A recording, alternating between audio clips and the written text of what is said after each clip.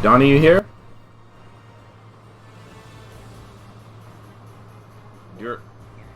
Dura, are you here? You watch mine. Yeah, watch. Not the marathon. I have marathon chat open, but I'm gonna be watching. Yeah, we should be live right now. Hey, if you can see and hear us in chat, say hello. Hello. In chat. If there's if chat can see and hear us properly, say hello. We can barely hear the commentators. All right. Commentators, speak up for me. This is a test. Can you guys hear them better now?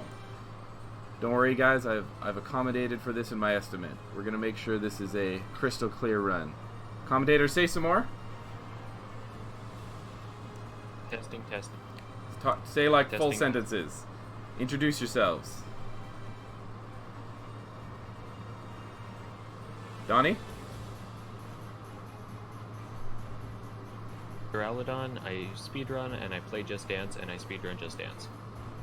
There you go. Donnie, what's your background?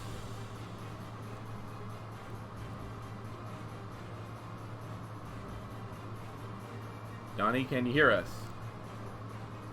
Donnie, are you okay? Are you okay? Are you okay, Donnie? All right, I don't know if Donnie's here, but can you guys hear the game okay? Is the game volume pretty good for our voice? Is everyone enjoying this this marathon so far? Game is fine. Speedrun Just Dance. Yeah. All right. Anyway, we're gonna go ahead. Donnie will show up at some point, so that'll be great. Hey everybody, I am Gumjaw. I'm speedrunning Skylanders Swap Force. Oh yeah, the fan. Hold on. Thank you. Okay, fan remedied. Dan. Okay, so my name is Gumjaw. We are speedrunning Skylanders Swap Force today. I've got Duraludon and Donatello the Donkey on commentary whenever he shows up. We're gonna hop right into things. So this game is played from a completed file. It is the all story levels category. This just means we get to skip all the cutscenes. So we're going to be playing all the levels in order from the first to the last, but we get to save literally like an hour due to being able to skip cutscenes and text boxes. So this is a Toys to Life game, which means we have actual toy figures, kind of like amiibos that we put on the portal. So we're going to be throwing on our first Skylander right now. We're going to explain a little bit more about that, but all our names, all the nicknames for our Skylanders you're going to see today are based on the donators from this event. So shout outs to everyone who's donated for this event so far. The top 6 are being represented here today in the nicknames of these Skylanders. That's pretty cool. So we are just going to, oops. I just kind of wanted to start from a fresh load of the game. There we go. So we're in game. Everybody can hear me. Our commentary is here. We are ready to go. Alright, so time is going to start as soon as we skip the first cutscene, not when I hit this button here. Alrighty? So, yeah, let's get on with this thing. Hello, can anyone hear me? Yes, we can hear you. Welcome to the start of the run, Donnie. Yay. So time is going to start. Can you still hear me? Yes, we can hear you, Donnie. Okay, we're good. Alright, go on time. So like I said, guys, this is Skylanders Swap Force. This game starts with an auto-scroller. There are some enemies and stuff, but we don't need to kill them. They will die on their own. So that makes it really good for us to be able to talk about the game. So this is the third game in the series, and like I mentioned, it is a Toys to Life game, which means all these characters are actual toys. And the gimmick of this game is that every character can split in half. So there's a top half and a bottom half, and you can mix and match them to get different abilities. That's going to be the gist of our strategy to get the most speed out of this thing. So you're actually going to be seeing the nicknames mix and match as well. So Ed Malice is the top half right now, and Tassel is the bottom half. Tassel is by far our fastest character. It has a little like teleport warp type thing, so we're going to be using that bottom for the most of it. and then the tops we're going to switch based on the needs of our run. We're going to be using Ed Malice here for most of the run because he has a really nice high DPS melee attack. He's got a long range freeze shot, and he can charge up to do a big AoE explodey blast. Another notable fact of this game, I don't know if you can hear in the background right now, they have a stellar voice acting cast. I'm going to name a couple. You might have even recognized some already. So in the background talking, we have Flynn, who's voiced by Patrick Warburton. You may recognize him as Joe from The Family Guy, Lemony Snicket, a bunch of other, you know, cartoons and live action series. He has a very recognizable voice, so you'll hear him a lot over the course of this run. The other voice you're hearing in the background, Tessa, is by Kari Walgren. She's the voice of Tigress from Kung Fu Panda and Jessica from Rick and Morty. So she will be talking a lot, especially during the cutscenes here. And I don't know if you heard when we loaded him up, but the character we're playing right now, Ed Malice, the nickname, he is voiced by Billy West. He is incredibly famous. He voices Fry from Futurama, Stimpy from Ren and Stimpy, and a whole bunch of other really cool characters. So with that, we finished the auto-scroller, and we are heading straight into the actual first level of the game. I'm Donatello. And this is Donatello the Donkey joining with us. Donnie is a trap team speedrunner in the Skylanders community, and he does a lot of glitch hunting. He's generally a cool dude. I know, impressive, right? It was actually Thank super you. secret, incredibly. Alright, so, skipping that cutscene, which we wouldn't be able to do in a full run. This one here, same thing. We would have to listen to all this if we were playing on an any % run, and away we go. So, this is a action platformer type game. So we're going to be running and dashing and fighting our way through this. We are playing on the easy difficulty because it's a speed run, and easy things die faster.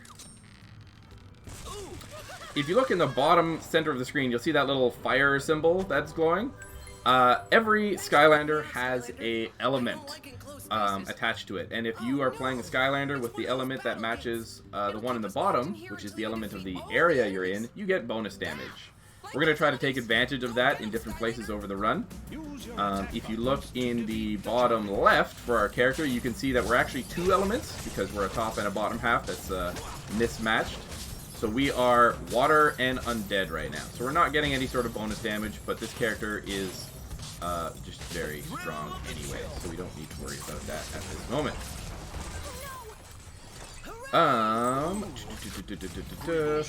You may be noticing that we are level 16, we have a bunch of money already, and it looks like we have a whole bunch of abilities. Due to the nature of the Toys to Life game, we don't reset the toys between runs, so every run of this game and all the series are pretty much New Game Plus runs as far as the toys are concerned. With this game, every Skylander from a previous game is usable. So right now I've got access to probably over 100 different characters that I can use. So in order to make these runs more entertaining and more exploitable, we just choose not to force characters to be reset, because otherwise we lose a lot of those like moves that would enable some glitches or shortcuts or whatever. So we just don't reset them, get access to everything every run, and it's nice. But we are playing essentially from a new run through the game, so there's not going to be anything like pre-completed in these stages. We're doing them all as though we were playing it first time. And we're on a little rail here, so Donnie, Dura, you got anything to say? Yeah, there's no way to gain or lose time on these rails. There we go. We've timed it. Sometimes there are two rails, and you can swap between them, and that doesn't waste any time. You can jump or not jump. You can take damage from enemies. Eventually there can be enemies, or you cannot. It doesn't matter. Alrighty, so we're just progressing our way through this level. As you can see with the little teleport, it's leaving behind a kind of portal. You'll see when I dash forward in this little stretch here. That red portal is a vortex that will suck in enemies and do very minimal damage. But the chompies, which are the little green guys that you've been seeing me fight, they only have one hit point. They only ever have one hit point. okay. We're okay. We didn't fall. It's all good. They only have 1 hit point. So this vacuum little effect is really good at clearing chompies. We can just dash around their general vicinity, and they'll die. So you'll notice coming up in the bottom of our screen, we are now in a water zone. So we're going to be getting a whole lot of bonus damage, and we're coming up to the end of this very first level. And we're going to take advantage of that bonus damage to clear this little arena at the end very quickly. So we're going to try to dash ahead of this camera a little bit. And you can see our damage numbers are going to be coming up with a little water drop on them, and we're going to be doing like 100 plus damage with every shot. That is very good for us. And we just want to clear this as quick as possible. So our range shot has this kind of weird little auto homing feature. So sometimes it'll try to focus on like pots and stuff that we don't really care about. So we just want to make sure that we're hitting enemies instead of pots. Because pots are not important. Alright, and that is the end of the very first level of Skylanders Swap Force. For Skylanders Swap Force in particular, we use loadless timing, just because this game runs on the Wii, Wii U, PlayStation 3, PlayStation 4, Xbox 360, and Xbox One. So the loading times, as you would expect, are all over the place. So all this stuff you're seeing here, these cutscenes that have loading in the bottom, all the time spent in these is removed. All the time spent in the hub world we also remove, because as you can see, it is basically just this menu here, and depending on your console, sometimes going in and out of the menus can be different. Whew, lots to talk about. So, listen to this voice. Tell me if you've heard it before. Finally, Glumshanks, a monument worthy of my supreme awesomeness. I don't disagree, Lord Chaos, but is the bottom part really necessary? Eh? No, you fools! You're polishing it all wrong!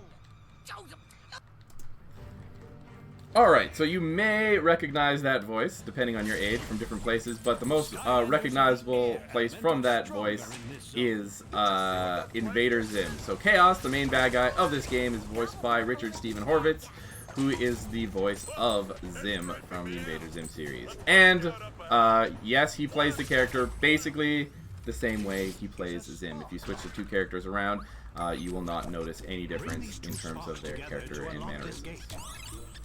So coming up here, you're going to see me playing the first Spark Lock of the run.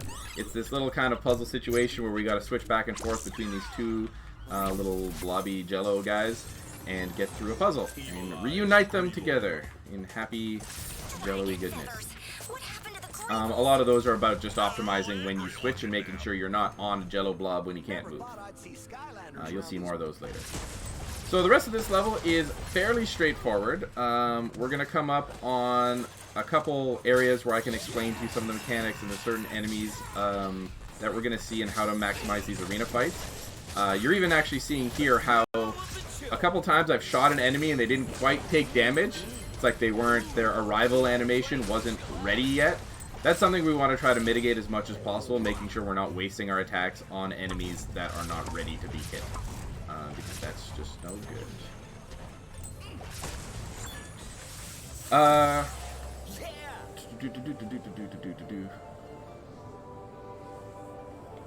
Anything commentary?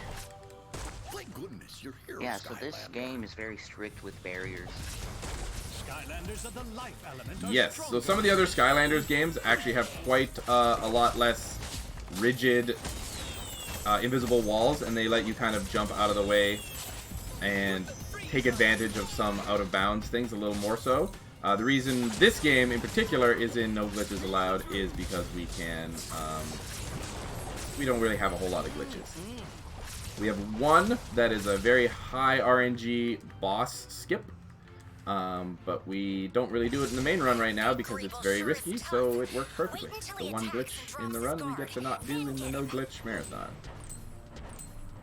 Alright, so these rising and falling platforms are global cycle based, so we want to try to make sure we're getting here at the right time in order to catch some of these cycles. You'll see up in some of the future caves there will be cycles that we need to catch that may or may not line up perfectly. Right here, you're going to see a good example of making sure we switch at the right times so that we can make the best use of movement with the shock and bolt here. Getting them together. Every little moment we can take an extra step while the other one is in transit or doing something. That's extra time we get to save over the course of the run. Yeah! I'm talking a lot here. Falling off. Excuse me, platform? Cool. Thank you. Alright.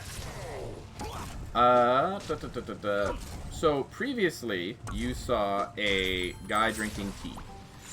That guy drinking tea had a shield. Now, we went right past him, so we didn't need to fight him. You're going to see two more guys here at the bottom of this hill. And you're going to see them again in the final arena of this stage. So, you can see them here.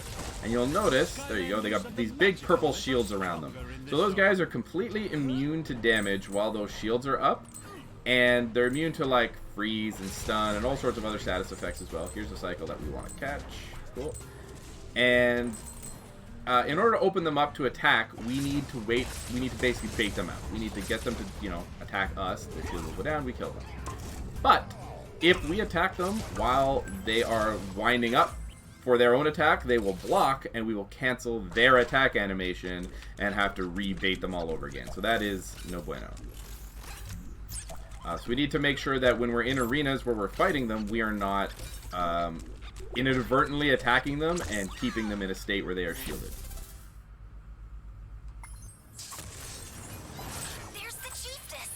Alright, so here we're coming into the final arena of this level, and we got the shield guy here. We're going to try to bait him. Oh, he went a weird direction. Okay. We can take advantage of our big AoE here. You've noticed these plants. There's these two plants on either side. They're going to try to eat enemies. So the guy on the left is going to get eaten immediately. And we want to kind of bait this other guy over, and maybe he'll get eaten. Or he'll just get a shield broken. That's fine. Those plants can eat them whole. And if they have their shield up, sometimes they'll just break the shield instead of actually eating them completely. Anyway, that's level 2 completed. Good job, us.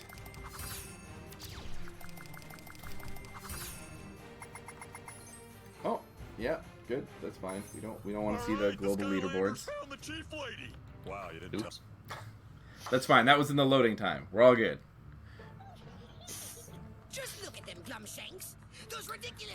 Okay, so we are moving into the third level, Mudwater Hollow. So Mudwater Hollow has a couple auto scrollers, so that'll be a good time. If you have any questions or any things you want to know about the game, type them in chat and I'll try to answer them as we go. Welcome back. So that little load into a cutscene is another reason why we just get this all removed. It's just so much easier to not have to deal about those little loading inconsistencies between consoles and just focus on, hey, how good are you playing the game? I thought he'd be taller. Hey, little. Alright, so this reminds me to tell you about the story of this game. So it's got a pretty simple story. There's a volcano, and every so many years it erupts with magic. And these 4 elementals need to come together to put their magic into the volcano so that it may erupt and return magic to all of Skylands. Very straightforward. Chaos, the bad guy of this game, has found something called crystallized or fossilized evil. Or fossilized darkness? Petrified darkness. There we go. That's Petrified darkness. some of the synonyms for what I'm trying to use. Yeah, so petrified darkness. And he is trying to use that to evilize one of the elementals so that when they put their magic into the volcano erupts evil magic. And because Chaos is the bad guy, that will make him the new emperor of the world. So what we're trying to do is go around and stop him from evilizing these elementals. And the first one we're going after right now is the ancient flash fin, that big fish you saw. And as we save them, he's going to go try to get the other ones, and we're just going to rinse repeat until we've saved all the elementals. So on screen now you should be seeing... Oh, go ahead. Okay, I would like to add that you have to spam the button that gets shown when you collect the fish with the rod. You don't hold it. That costed me a lot of issues. Yes. There was a very specific order we needed to catch those fish to optimize their little patterns going around. And now that we've caught those, we can walk on these rubber tubes and make our way to this little arena section. So in a moment, you're going to see the first spell punk of the run. Spell punks are different colors. They are attached to different elements. That guy is the life spell punk, and he can heal. And his heal is pretty crazy. Basically brings all the enemies to full life. So we want to kill him as soon as possible, because unless we have really high damage, we won't be able to stop him from healing. Coming up in a second, you're going to see me attempt... No. Okay. There's a little dash that you can do if you're, like, pretty frame perfect, where you can skip pushing these outhouses to get this key. It is not worth trying more than once, and if you fail, you actually lose just a little bit of time. So, I'm going for it here. I'm going to go for every trick in the run, no matter how risky, as long as it's not a glitch, just so you guys can see. Hopefully I do it. Hopefully I don't. So, hopefully I don't mess up. That's what I'm saying here. And with that, we're on to our first auto-scroller. So I'm going to take a look at chat, see if we got anything here.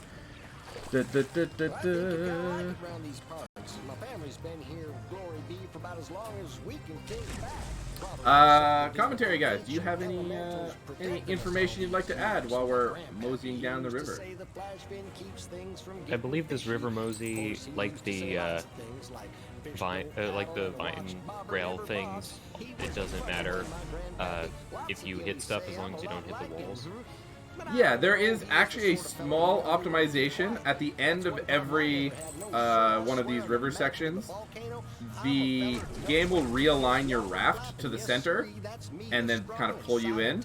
So you want to try to be already in the center to save the time it will spend realigning you. And it'll be quite obvious. On the next river one, I'll deliberately go out of the way so you can see how, like, awkwardly it slides you back. And it's actually quite slow. It moves you slower than the raft normally moves. Skylanders of the fire element are stronger. Alright, so another benefit to the tassel bottom that we're using here is that the teleport that it does brings us through enemies as well. So it's better than just a dash. It actually moves us through bad guys and most attacks. So here's a quick cycle we need to get this here fish. If we hit this eel, it goes all the way back to the start, so we want to avoid touching that eel. We got to slow down our button press just a little bit. Shout out to this fish. You will be part of this lock forever because we don't bother saving you, we just slap you on just like this.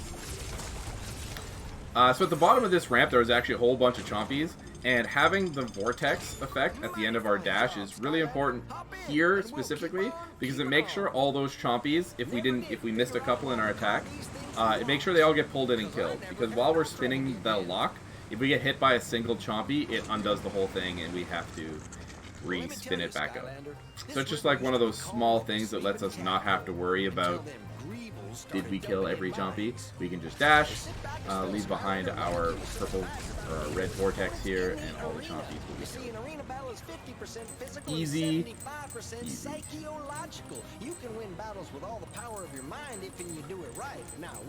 Oh, this is nice. Nice calm ride. I don't know if you guys can hear Snaggleskull talking in the background. He's got some pretty fun lines during these. If it's loud enough, let me know, and I'll just let you guys listen to him talking. But if not, let us do some other factoids. Commentary, what you got? Question from chat: does taking damage from the bomb things not slow you down? Correct. Taking. It doesn't. Go ahead. It looks like not. Just like the rails, you have the get hit animation, but you don't actually slow down from it. And here, getting pulled in is very weird and an interesting angle.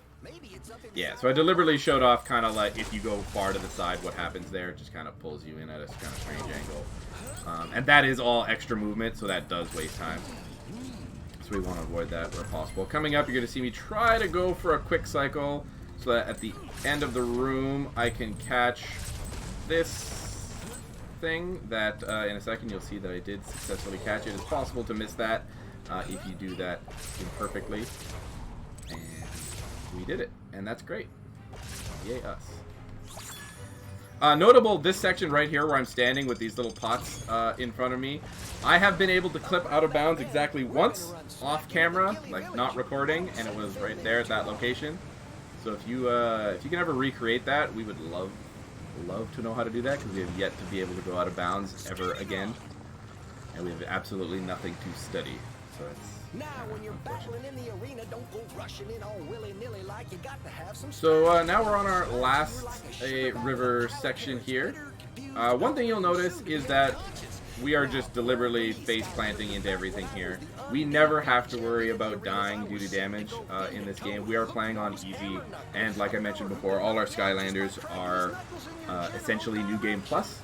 So we have plenty of hit points, and we never need to worry about dying. So we're going to be damage boosting through a whole lot of things, and it's more about the efficiency of our movement and how much damage we're doing when it comes to bosses and whatnot, to make sure we can build it properly.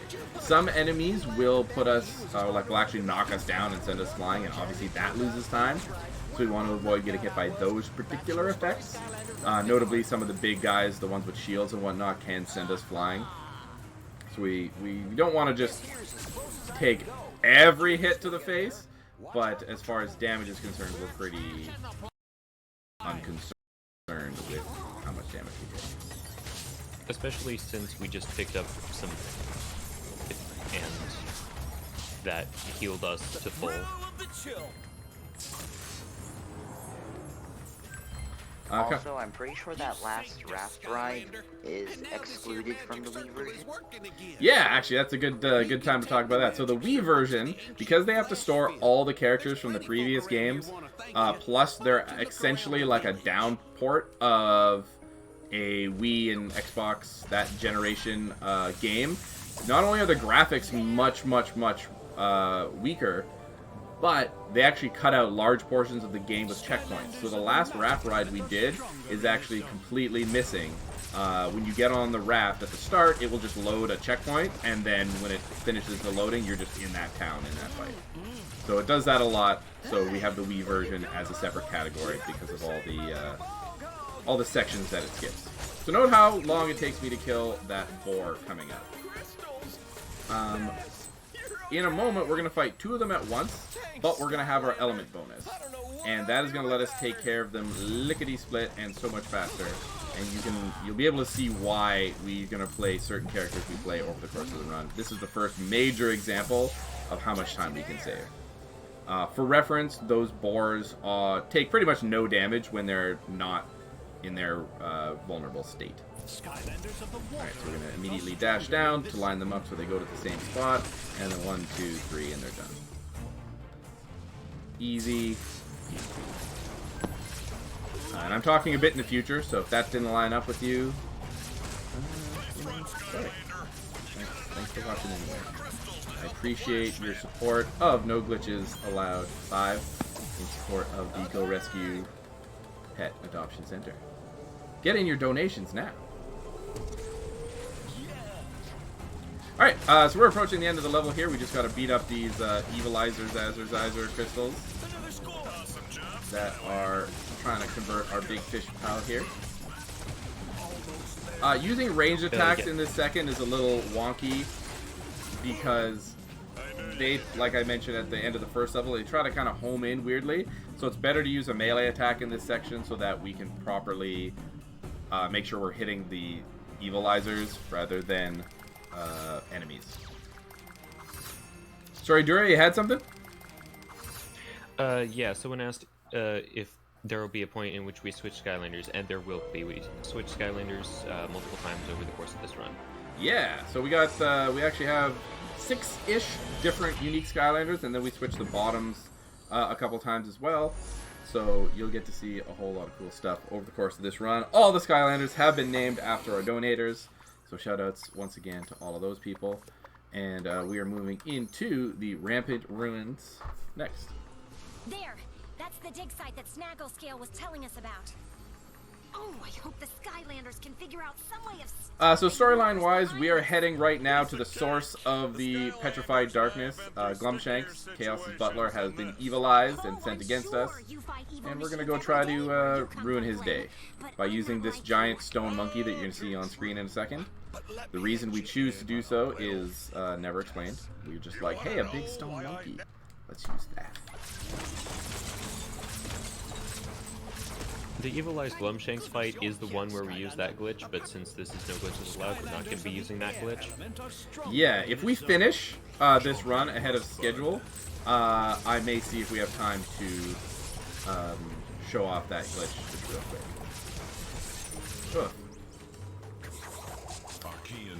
Okay, so if you look on top of my head, you will see a soccer ball. Or a football, depending on where you are watching this from.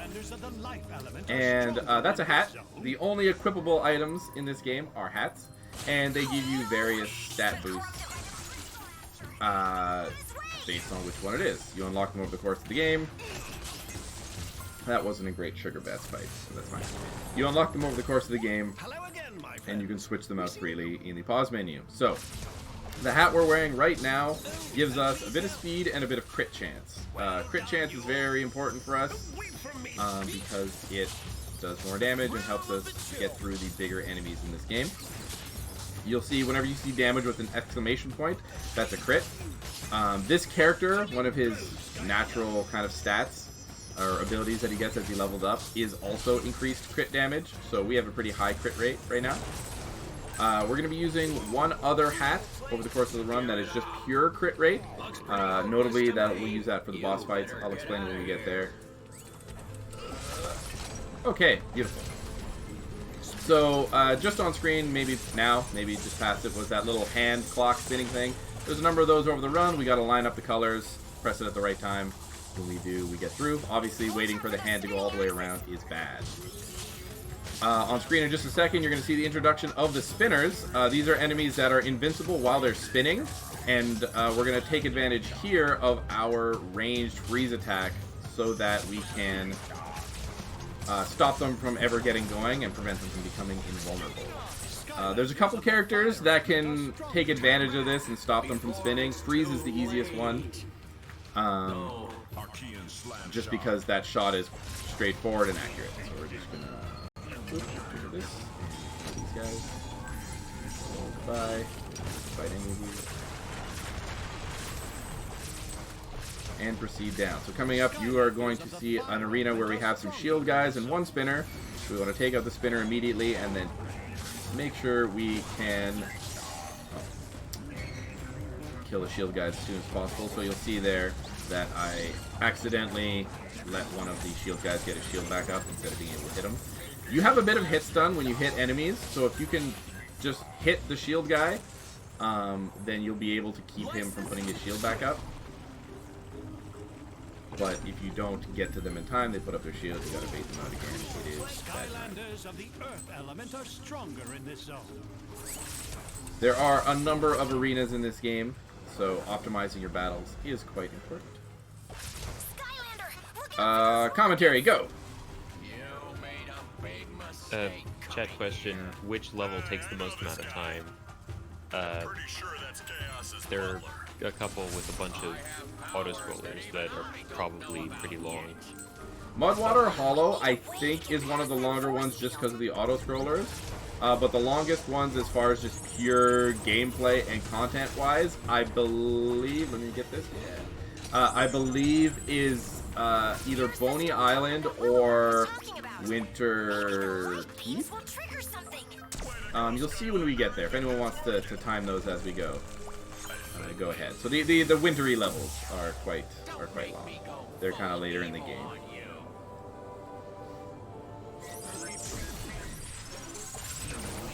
Alrighty, so we're coming up on a little section here where we need to. Can I get through here? Oh, I did. Nice. So this section is kind of annoying because there's a lot of stuff shooting at you, and we're trying to make these cycles here with these hands that are moving quite fast. And I could have probably made even an earlier cycle if I wanted to. And by wanted to, I mean actually physically able to get there. But things didn't quite line up. So they are on a global cycle, so when we get there is very much based on how well we've been playing the rest of the level. And we're coming up at the end right now. We got a couple spinners here, and yeah, go ahead. Talk away.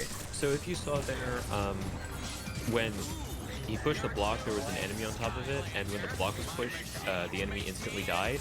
There are a couple things that make enemies instantly die, and one of them is pushing a block into them, and by that I mean a block gets pushed and the hitboxes overlap. Yeah, so any contact with a moving box from any side will just kill an enemy. We don't really use that too often, but there's a couple small optimizations we can use to take advantage of that.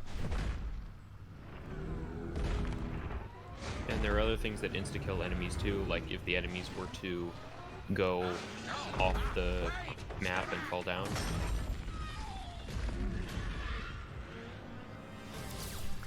Alright, so I saw someone in chat saying that Frostfest Mountains is quite long. We actually have a pretty nice little skip in Frostfest Mountains, so be excited for that when we get there. So, with Jungle, what's it called? Rampant Ruins? That's the name. When Rampant Ruins is complete, we are moving into our first boss of the game. And like Dura mentioned, this is where the one and only glitch would be.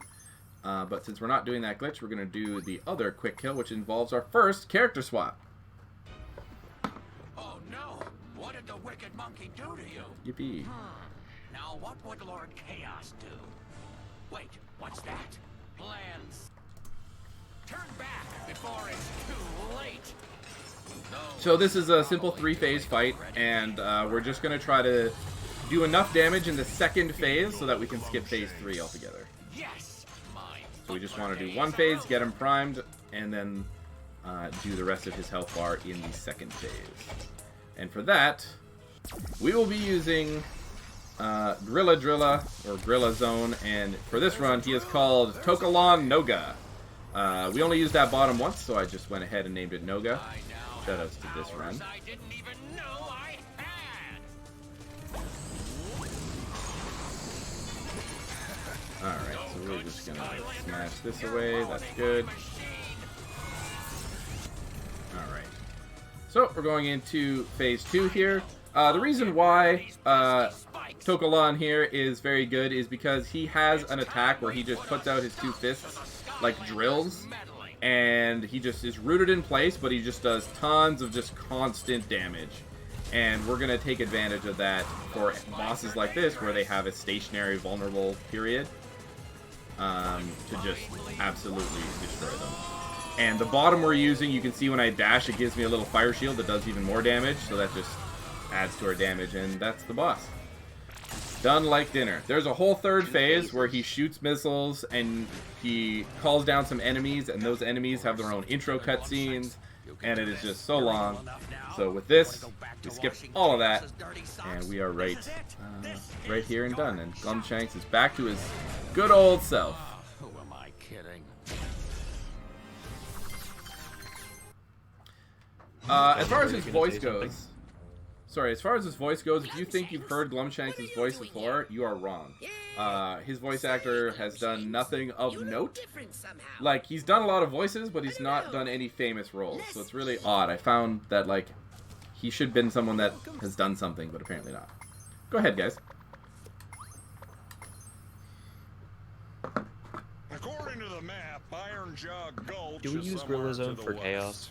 East. Either way, we're heading in the wrong No. direction. We I use forget. Blast Shift. It'll for be chaos. fine. Of course it'll be fine. Embrace the adventure, Flynn. You know what your problem is? You rely Use too the much top on half. What's your favorite maps level? and machines to find your way. What is my favorite level? My What's your favorite favorite level level? is Motleyville, which is coming up after this one. Ignoring my instincts is the only reason And I'm even during our getting practice all this run, we burn. had an internet outage, so let's not have that, please. Yes, please. If we don't get the internet outage, then Keeping it cool. Yay. Alright, so this is Ironjaw Gulch. We are going to look for a map, and the map will point us to the next elemental. This is a Cowboys and Pirates themed stage, for some reason. They thought that was the proper way to put all this together. Stronger in this zone. And we are back. As you can see, we're back to using Ed Malice Tassel. Just because, like I said, he's the fastest bottom with a good top. There's another top that you can use, which we'll see later on. If you are just getting into speedrunning this game, you can get a pretty good time with just this character, so this combination, or the other combination, which is a different top plus the same bottom, and you will have a solidly competitive time. Everyone else is just little optimizations that you can use, like on that boss fight, to save time, and you use them once or twice over the course of the run. So these bounce platforms that you're just seeing me do are don't touch the ground. That is all. Coming up, we got a few more spinners, and you can see here, this is where I really want to make sure I am stopping them before they start spinning. And you'll notice one of the first guys I did, he actually got a bit of his animation in, because when I shot him, he was still in his, like, hey, I'm here animation, and didn't take that freeze, so I had to kind of attack him again and almost let him spin. Whew. Alright.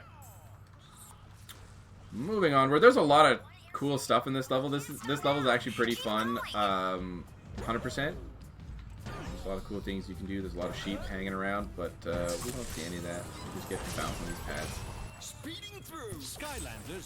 In the Skylanders series, there's a running joke that sheep are like the scariest thing ever. Either the scariest or the worst or the most evil or the least evil, depending on who you ask. And the sheep don't actually do anything, but they're still terrifying to everyone for some reason. And there's something later that involves sheep, kind of, and is funny. Yes. Well, I think it's funny. I think it's funny. Shoutouts to the evil sheep reference later on. We'll see. Hopefully we don't stop block. Oh no. Okay. So coming up here, you're going to see another arena. This arena has an evilized kangaroo. And these guys like to jump in the air, and they'll kind of like hover in the air for a bit. And meanwhile, we've got spinners coming out of the ground, plus chompies. So our AoE freeze here is really, really good because it lets us freeze kill the chompies, freeze the spinner, and do damage to that kangaroo all in one giant blow. And that is very useful for obviously doing that as fast as possible. Coming into this room, you'll see kind of a wonky side effect of the teleport. When we come out of this room, the platform in the middle, sometimes we can teleport through it, and sometimes we can't. See, we didn't quite get all the way there. Sometimes we'll just get bonked on it, sometimes we'll get popped up into the air, sometimes we'll go right through it. It's a little wonky because the teleport's hitbox is not full screen. I don't know if that's how to put it. It's not full movement. You don't have the full amount. No, we do not do DLC. No, we don't have, and we're not showing anything off because we do not have enough time for the DLC. Alright, we're coming up at the end. The last fight in this area has a section where we have 3 spinners pop out all at the same time. And it's very important that we make sure that we get them all frozen so we don't have to wait for them to finish spinning. Part of me wants us to be able to show that off, and you know, for timing in the run. Okay, so here they come up now. Ooh, okay. No, stop. Okay. So there you go. So now you see that guy start spinning, and not only is he like invulnerable, but he's also moving around and bonking me, and it made it hard for me to kill that middle guy while waiting for him to stop. He kept knocking me out of the way. The spinners are bad. Okay. And that's Ironjaw Gulch.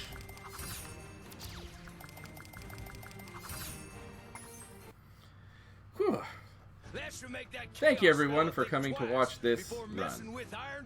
Once again, my name is Gumjaw. We got Donatello the Donkey and Duraludon on commentary, and this is No Glitches Allowed 5 in support of the Go Rescue Pet Adoption Center. You know, for a guy who rocks a scarf. I'm happy to be here. Alright,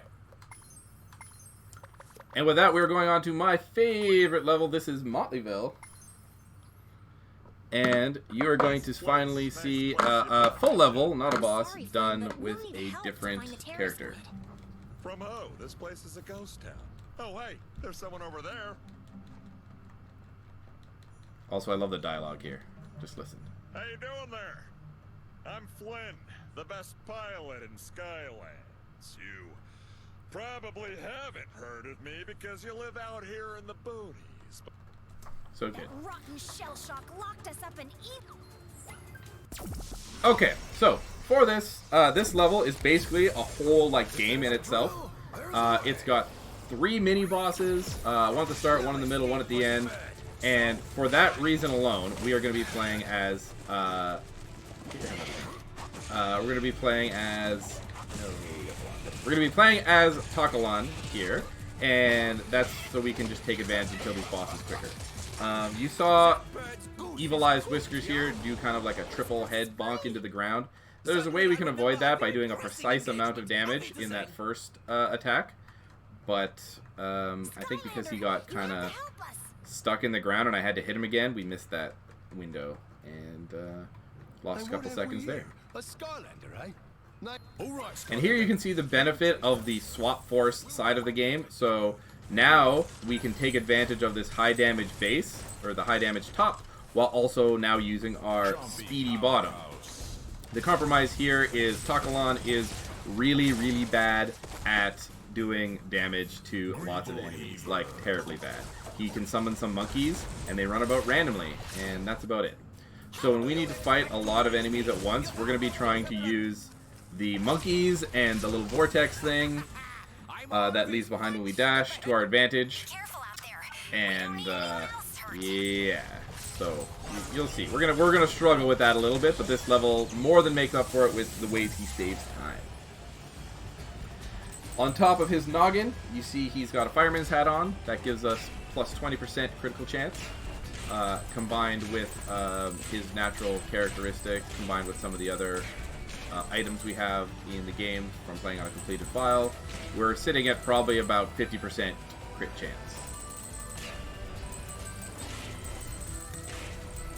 Commentary, go! Yeah, this is the first time there are 2 different rails you can hop between, and you can hop between them to get gold or avoid obstacles, but you don't actually have to. Like, there's no way to make it any faster or slower for that matter. You just Alright, so coming up, you're going to see me in a second, probably right now, me trying to dash over a big gap. If that is possible, it's very, very, very, very pixel precise. In a marathon, I just go for it once, and generally you miss it. It does save the amount of time from pushing that cart, but the amount of time you lose from going for it is not ideal, so that's one of those like high RNG, only do it at the end of the run type of thing. You will never catch me. So this little cutscene that we're going to be in a second, there is a way when you start a cutscene that you might get boosted forward, like your movement will carry, especially if you're doing a dash or something. In that particular scene right there, if you get the boost and you go far enough, you can actually skip this whole section we're doing right now and just get under that gate that he runs away to before it closes. So we've come close a couple times, but never enough to actually get through the gate. Okay, so you can hear in this fight, you can see us struggling to kill Chompies efficiently, dashing around and whatnot, trying to use those monkeys. And there we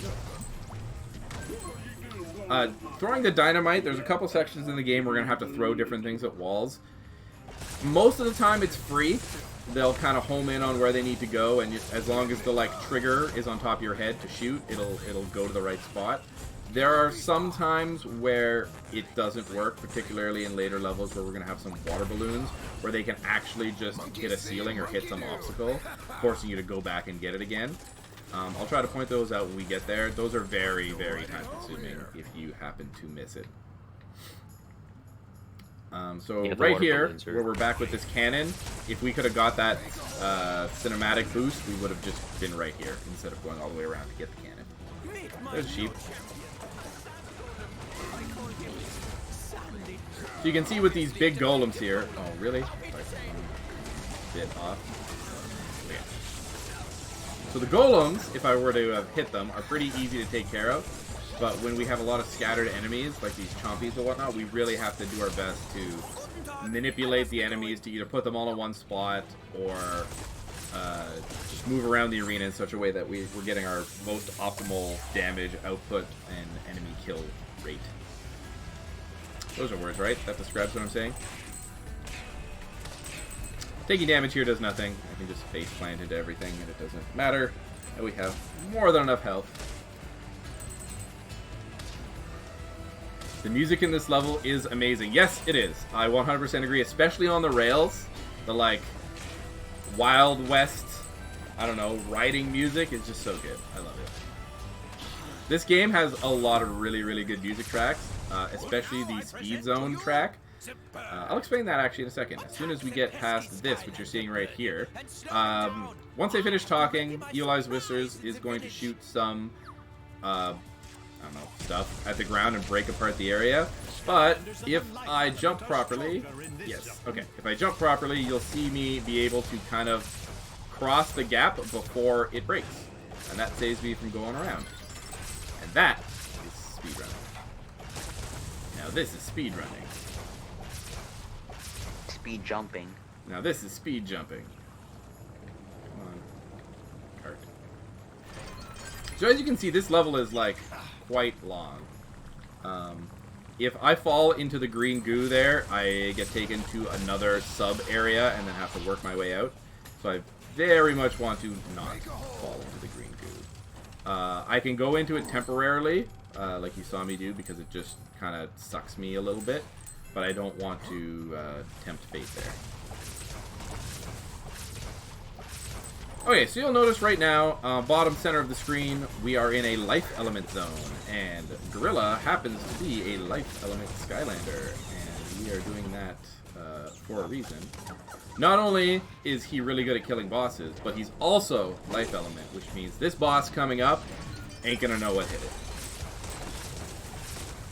So here we go. This is the full fight with Whiskers coming up.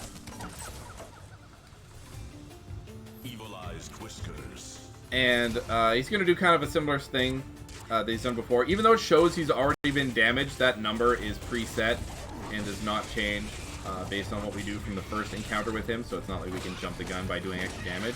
But you can just see how fast we can chunk him down, and he's gone. He would do that triple dive every single time he needs to weaken himself up. So you can just imagine how much time we're saving by being able to one-sect him as opposed to having to fight him multiple ways. If you play this casually, you probably have to deal with like 4 or 5 of those dives in order to kill him. Even on easy. Plus all the sections where you're dodging his little spitballs and whatnot. So we're on the last rail now. Shoutouts to rail music one last time before we leave it forever. Bye, rail music. Bye, rail music. Coming up, we're going to go into a tiny little arena in a very enclosed space, but this has 2 spinners that pop up halfway through the fight. And Takalan here has absolutely no way to properly kill them. So we need to, as soon as they pop up, we're going to drop some monkeys, throw some shots, and just fail. Basically, the only way he can interrupt their spinning is to punch them in melee.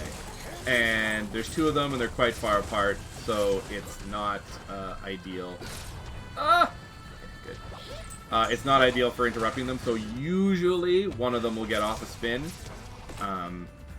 So you want to just try to anticipate that, and you kind of dip out of killing the first couple of guys early, so that even if he does get off the spin, you have something to do while you're waiting. Alright, so coming up we have a final area with spinners. And this one we can kind of take advantage of because they're far enough apart that the second one won't go. So we can run up to this first guy, beat him up, and then teleport over to the second guy, beat him up, then do the rest of this fight. And we have to jump up here because that wall somehow blocks all damage. And we're moving into the end of the fight, where we are going to switch once again. We're going to trigger the cutscene. And you'll notice we have an earth element. So we're going to wait for him to start shooting. Start shooting. Perfect, thank you. And now we are going to switch. So this is the second bottom half that we're going to use just for a boss fight. You're never going to see it again. So say hello to Takalon Go Rescue. Shoutouts to the Go Rescue Pet Adoption Center. And he's going to throw a couple chompies at us. And then he is going to throw this dynamite. And you're going to just see how much damage that does. And he's dead already. Just taking advantage of that earth element bottom. I want you to listen to the dialogue here. This is the best dialogue in the game. Just listen.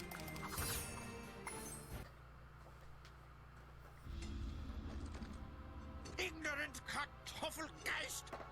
You have not seen the last of Baron von Shellshock! What did he just call us? Ignorant potato faces. But as an insult, right? Yeah, it's not a common endearment out this way. We kept our end of the... Anyway, I love that dialogue, and you should too. Donate if you think otherwise. There it is, Glumshakes. The ancient terror. Alright, so on screen now you are seeing the evilized Terra Squid. I just realized that I'm doing the voice, so I'm actually talking in real time. I don't need to talk in the future. That is great. It's just for my commentary that is seeing stuff in the future. Awesome. So this is Chaos's mom. Oh, I'm sorry. Chaos's mom is voiced by Christine Baranski. She does mostly actual live action work and a bunch of musicals. You'll hear from her later. But it looks like some But for now, we are going to be switching up to another new Skylander. Please welcome Mylin Tassel. So Tassels are bottom. Mylin, thank you for donating, is going to be our top. And Mylin here is a... he's a kind of unique case. So he can do a lot of damage, but he throws these bombs through his firewall. And... they do AoE damage, they bounce around, but they're not AoE enough to deal with a million chompies, and they're not accurate or fast enough.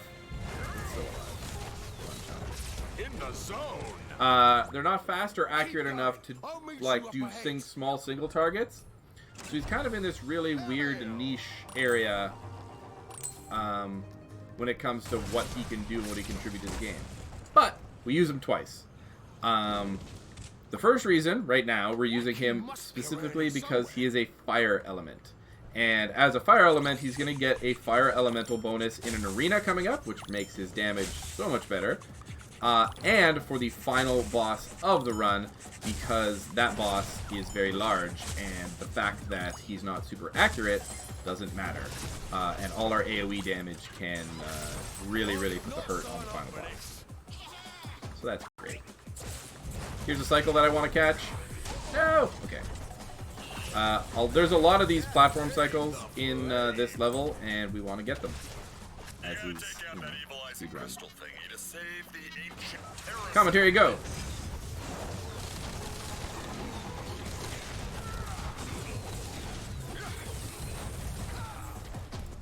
Hello? Commentary? You told me to go, but I came back. Okay, commentary, come back. Commentary, say something. So these crystals are little sub-areas where you get shrunk down like that enemy was there, and you go in, and you go up, and you take out some, I don't even know, like, electrical wires, I guess. And there are 3 crystals, and you have to take out the wires from each of them, and that breaks the crystal, and that grows you back to normal size. Yeah. And I don't entirely know why. Yeah, the lore of these things doesn't make any sense. But basically, they're set them up to try to evilize the ancient Terra Squid, and we're just gonna pull out these 2 screws here, and somehow that's gonna blow everything up. Good job, us. The speed tech in these is just trying to get forward damage boosts or straight teleports through those electrical gates that you saw. So our teleport has a couple frames where we're completely intangible, and if we get those, great, and then we can just move straight through them. But sometimes we will take a bit of damage, and it's kind of a coin flip whether or not we get damage boosted forward, which is good, or backwards, which is bad. So coming up now. We just got zoomed. Yes, yeah, we got a little cutscene zoom, but it was a little off screen, and I'm not going to point it out because most people probably didn't. And that one's not beneficial really to us at all. So this is an arena where we're going to take advantage of our elemental bonus, and you can see we're doing a lot of damage and just quickly one-shotting it. The arena is also small enough that we get some nice ricochets on the bombs to help cover for the fact that we're not very accurate at all. So shoutouts to this tech zone that we're just in right now. It's going to end in 2 seconds. And we're in the tech zone. That is the shortest elemental zone in the game. And it's literally that ledge. Duke, hello! Thank you for the good luck. I see you. Excellent. So there you just saw me get a teleport through. There's another teleport right through, which is great. That's what we want. That's a damage boost forward. That's another damage boost forward. That's a damage boost backwards. Ooh. Doing so bad. That's just teleport. You win from this one. Yep. Generally here, as long as you can get kind of a good, you know, majority, then you're saving time. You can also jump over some of these. So if your dash ends up a little bit short, you can just jump up. But in the third one we're going to get to, you do not. They're actually taller and you can't jump over top. Whee.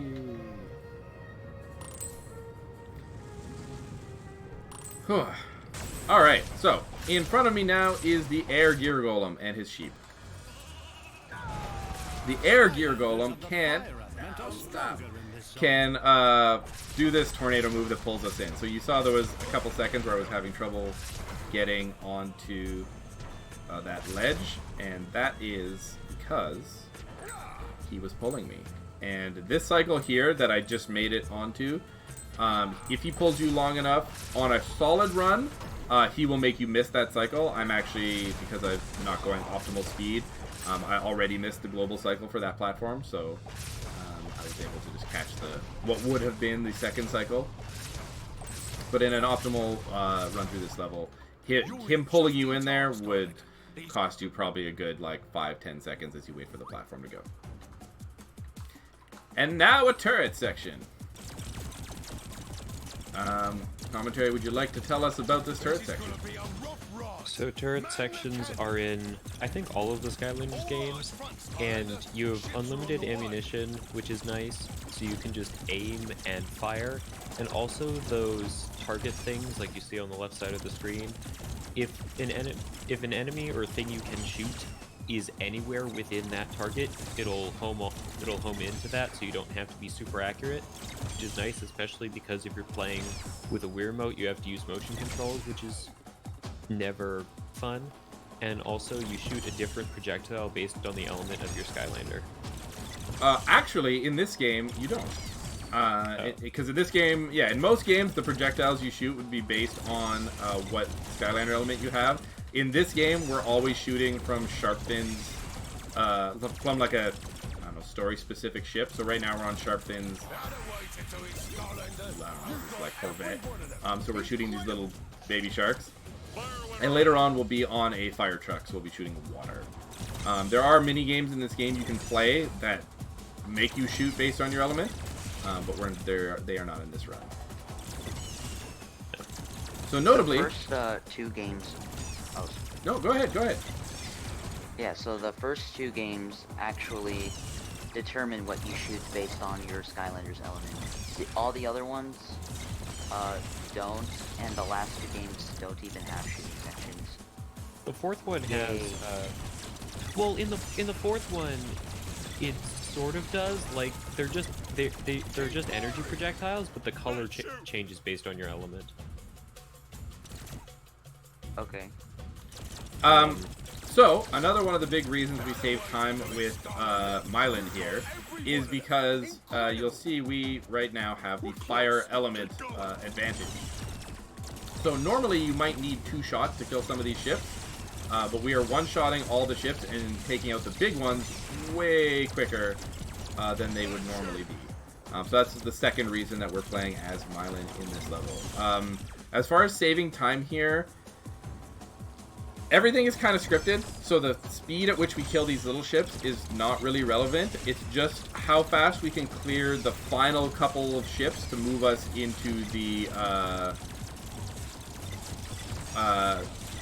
what's it called? The success window, I guess.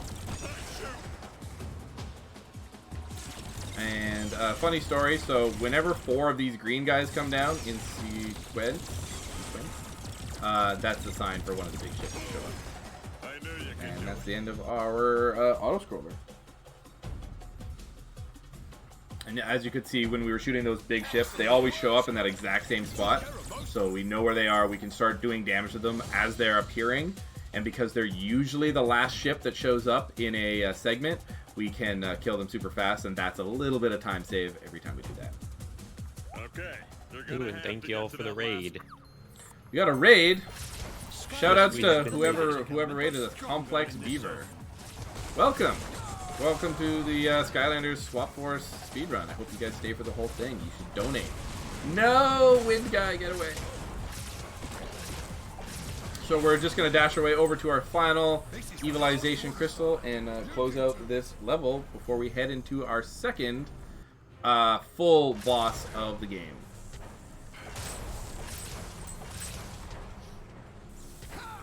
So here again, we're just going to try to be dashing through.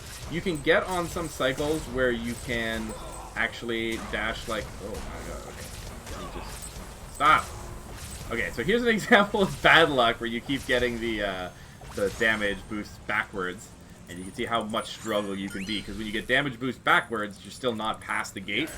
So you have to try again, and you can just keep getting bonked forever. Alright, there's our home slice, the Ancient Terror Squid, free from his evilization. And with that, we're not going to be seeing Mylan here until the end of the game. We are going to use him for this boss fight, though. But it is a pretty short boss fight. It is the only boss fight that we do exactly as intended. Because we haven't found a way how to do it differently. Boop, boop, boop, boop. Start to speak? Yeah, let's go. Well, hey, looky there. It's free. The Terror Squid is free. She's free. The Ancient Terror Squid is a girl. Really? Huh. Alright, so here's the Fire Viper. And this is a very straightforward boss fight. We're going to go to these big plunger ballistas and shoot him in the face. And then go to the other ballista and shoot him in the face. And then he's going to fall down. And we're going to hit some crystals on his head. Bonk. Now, unfortunately, he's got this really weird hitbox. So as we play, or as we bring him down, he'll crash. And it's kind of scripted so that it'll knock you back. When he falls to the ground if we're too close, and that knockback is actually super time consuming. So we want to avoid that. So you'll see me try to linger a lot longer kind of at the back than maybe I should. And that is just because I'm trying not to get knocked back. Getting 3 stars on this boss fight is very difficult. 3 stars on boss fights is basically kill him, is for the first star, don't die for the second star, and don't get hit for the third star. And if you look around right now, with all these balls moving around, and the fact that the green sections of the ground are poisonous, this boss fight is no walk in the park to do without getting hit. It's very slow and meticulous, and because a lot of these balls can like come at you from off screen, it's just very easy to take one little hit of damage somewhere.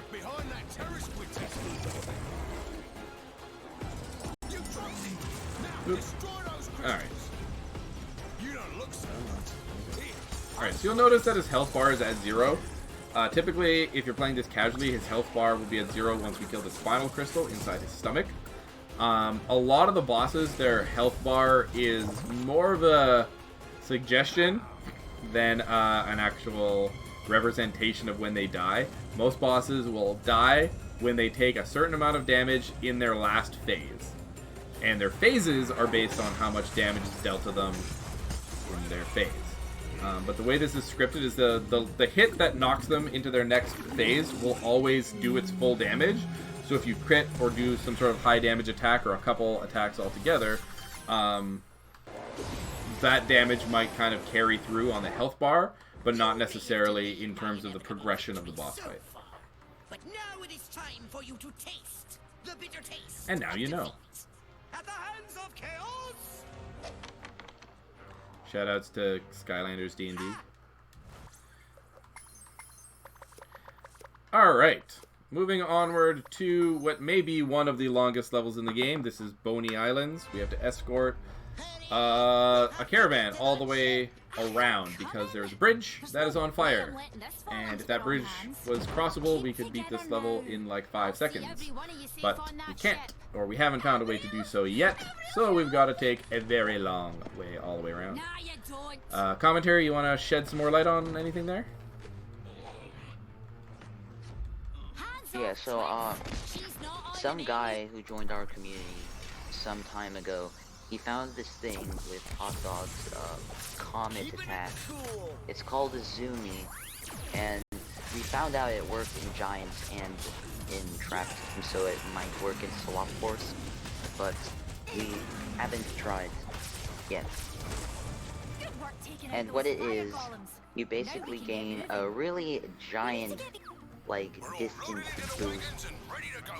Similar to that dash thing during a cutscene with the night shift at the bottom half. And, you can go through walls sometimes if you do that. Zoomies. If you do Zoomy. Yes, that's what I got. Yeah, so Zoomies sometimes basically just shoots you forward, and sometimes it can put you through walls, put you to another area.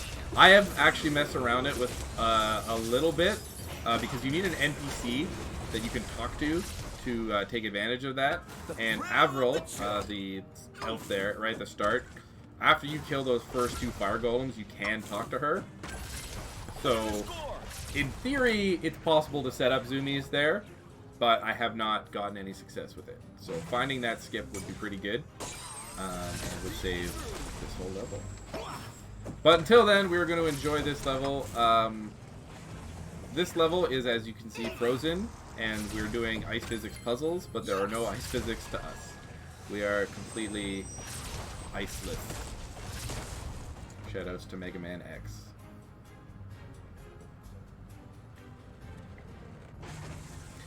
Like I mentioned before, chat, I'm looking at chat, so if you have any questions, you want to say anything, feel free to do that, and hopefully commentary will notice and tell me if I don't pay attention. We are glad that you have joined us today. You should consider donating. Put the freeze on you. Oh, the bridge is blocked. We can't get through. So let's explain why Trap Team is a bad game. Sure.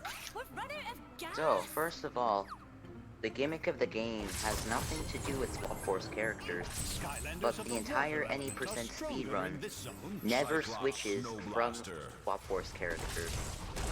Genius. And why is that? It's because of glitches. Yeah, sure. So, there's a lack of falling animation with the Swap Force character when you switch from a villain to a Swap Force Skylander. When I say Swap Force Skylander, I mean the one split in half, not like Bumble Blast or Popthorn. So, their bottom half isn't read correctly when you switch from a villain to a Skylander in midair. So you can spam jump and you'll get an extra boost to fight. For anyone who plays Trap Team and they suck at it, well, now you don't have to, because now you know this skip. Yeah, so the Trap Team double jump actually also takes advantage of the very very much more lenient invisible walls and out of bounds zones in the later games. So, like, us having a double jump here would not actually do much, because even though there are some areas that look like, oh, hey, I can get around this corner, or I could jump around this wall right in front of me here, you can't get around because there's just invisible walls everywhere. In Trap Team, there are so few invisible walls that anywhere there isn't a visible wall, you can jump over the edge and land on the land back on the level and take no damage, at least on easy mode. Actually, this is a great segue. So, what they're talking about in Trap Team is being able to either just go straight out of bounds or take advantage of some interesting void warps, where you jump off the level and the game puts you back on somewhere else. The only little advantage we have in this level is at the very end we get to do one little void warp, because we can fall off the world in areas where it's like an intentional platforming section with a bottomless pit over top of it. Those will let you actually fall down, and therefore we can go outside of quote-unquote bounds. And watch out for falling ice. So here we have some other enemies that we want to take advantage of when they're vulnerable, and we got them. Good. Nice. I don't like those guys because they're a little wonky when it comes to like when they attack. Here we're going to try to kill some guys with this block. Goodbye. That bottom guy doesn't always get hit by this, but it's not a big deal because we actually don't need to kill them. It just helps us not have to worry about them bonking us in return. What is CTL? If you mind. Toys to Life. Oh. Yeah. Like, okay. Imaginators wasn't that great. They advertised there are infinite combinations, because the gimmick of Imaginators is you can make your own Skylanders by putting parts together. At one point I did calculations, and the number of Skylanders you can make is decidedly not infinite. It's a very large amount, but... Of note, there in this game, the Swap Force, where you can customize the top and the bottom, there are 16 different Skylanders where you can customize the top and the bottom. And with those 16 different Skylanders, you can make something like 500 different combinations. 256. Yeah, see? Exact 500 combinations. Yeah, 256 combinations. And a lot of them are actually, like, they feel quite unique and are quite useful.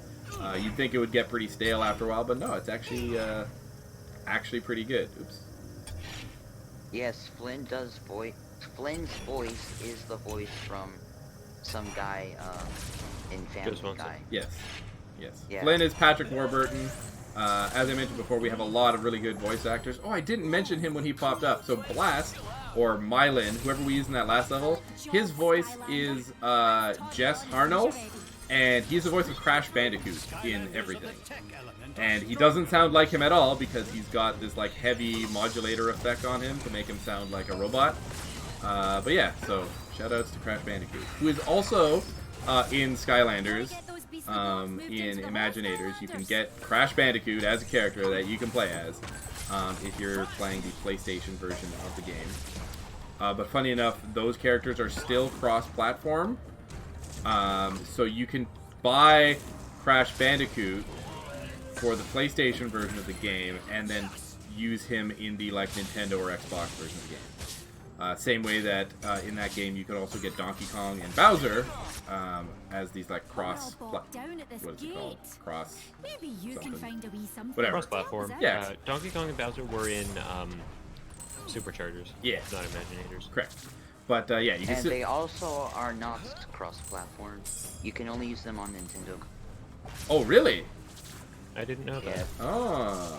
Because they're like amiibos, I guess. I don't know. Yeah, they're also amiibos. Well, they are also amiibos, but you have to move a thing on the bottom to change them from Skylanders to amiibo or back again.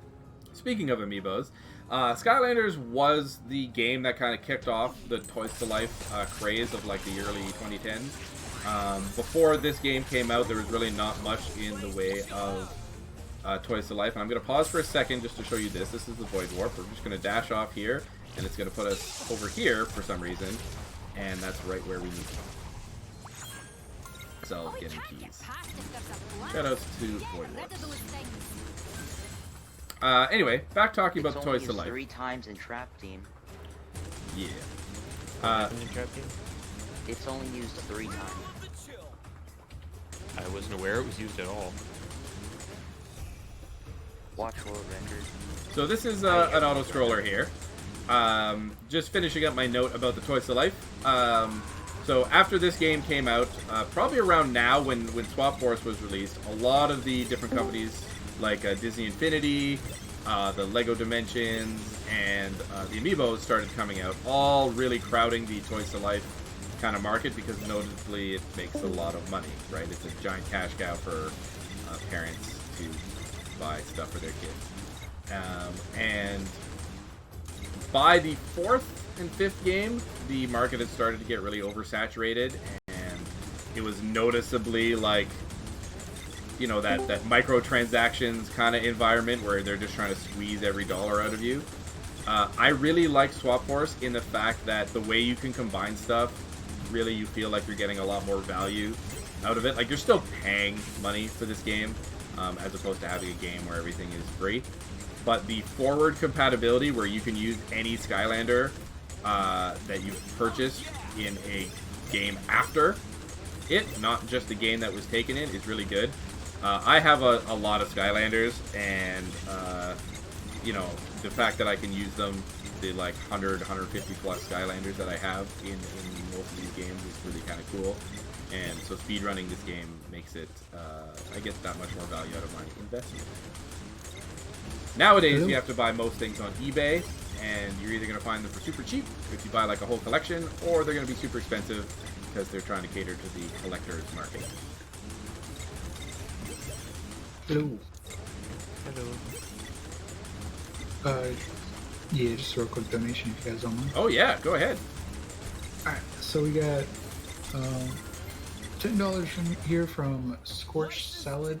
Seems like I kind of got cut off here. $10 says, never watched a proper speedrun before Skylanders Swap Force, but I'm really enjoying it, so good luck with the rest of the run, Gumjaw. Shoutouts to the real music. Thank you very much. I'm glad you're appreciating the run. Indeed, and I hope you get to enjoy even more speedruns in the future. As we actually have we still have a few more coming up here. And we still have at least one more bid war going on right now. We have the Legends of Majora's Mask file name. Right now it's $71 for Ace, and Zelda is at $25. So if you would like that, or if you just like to put your own name, just let us know, and we'll go ahead and put that down for you. Anyway, we'll go ahead and get back to the run. Doesn't this thing have a Thank you very much. All right, so the storyline right now is we're looking for the ancient Frost Hound, but he's hidden somewhere in a blizzard. So we're going on an adventure to get ourselves a big light source called the Illuminator, which will help us find our way through the blizzard. There it is, right there. And you'll get a closer look at that later as we go through the level. So this is probably one of the longer levels in the game. There's a lot to do. There's a blizzard bowler pummeling the northern. And we'll talk about it as we get there. For the first little section as I go, we're going to see a new type of spinner, ones that spin twice if they go. So they'll spin in one direction and then kind of re-aim and go again, being completely invulnerable that whole time. So we just want to make sure they never, ever, ever get a chance to spin. They're going to be coming up at the end of this hallway. Oh, please. What's that? Commentary, go. Go to the commentary and talk. Good. Solid input. I appreciate you. I don't know this game as well as other games, but it's all good. It's all good. You can bow out. No, it's okay. So this level actually has a notable lack of elemental zones, and I'll explain that more after this. This is the main gimmick of this level. It's going to be shooting snowmen at these big blizzard baller, is what they're called. So obviously, we want to make every hit count. Each blizzard baller takes 3 hits to kill, and it works on a kind of janky catapult system where you press or you hold Y, and the catapult will pull back, and you let go, and it shoots. Which means if we overpull, there's no way to kind of get that back, or like to weaken our shot without shooting it and restarting again. So knowing the movement, being able to kind of predict where the different shots are going to be going is very important in order to maximize your time in this level. In future sections of this, you're going to have multiple blizzard ballers on the screen, so we'll try to kind of shoot shots that are more safe in that if we miss, there's a chance they're going to hit the other blizzard baller. Thank you for the 100 bits cheer. Oh, shoutouts to whoever gave us 100 bits. I will name this next blizzard baller kill after you. What's their name? Tangoth.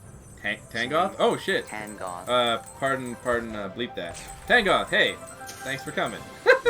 If you can find something to dig up all this snow. All right, since we're at this, we're coming into this room, and you will see this is the snow shovel in the stone.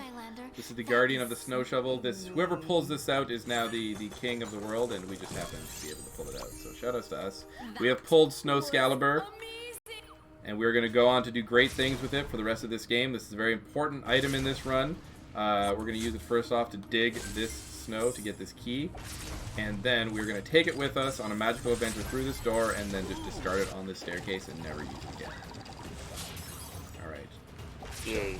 Shoutouts to Snow Excalibur. Also, after you pull it out, when it readjusts itself, for held items are put above your character. So while it was doing that, the shovel actually clips back into the ice. Like, no, I'd like it there. Poor Snow Excalibur. So this level has a bunch of ice puzzles, and they're kind of wonky just due to how you kind of have to trigger them and move around. None of them are quite fluid. You'll have to move fast and get that illuminator relit before the elves lose courage. They all feel Use the rainbow rails to zip over there. They've frozen the illuminator. So doing them optimally is usually a patience test more than anything, because you want to just get on with it. Same with these snow shovels. If you're not lined up properly and you press the dig trigger, it'll just dig in open air rather than digging the actual snow pile. Okay, so here's the Chompy Arena that is just Chompies. And we are going to take advantage of our whirl vortex attack here by just going back and forth with the vortex, and they are just going to fall into it, get sucked in, and die. I will be happy because I don't have to chase these hyperspeed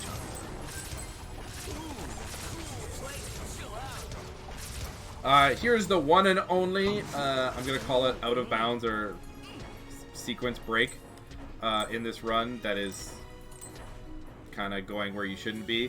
So normally you're supposed to do a puzzle to get here, but you can just jump down to it. That is completely free. You can just be a normal, you know, this could be, literally if you thought to do that casually, you could do it. If you're just like, oh, but I can just jump down there, and you just try it, and you can do it. That's how free that little clip is, and just skips the entire puzzle. I heard someone join the Discord. Are you, is there a donation? Yes, that was me. Here we have another donation, actually. I have $5 from Spitfire. It says, from the Skylanders speedrunning community. Thank you guys so much for the money. Again, every little bit helps.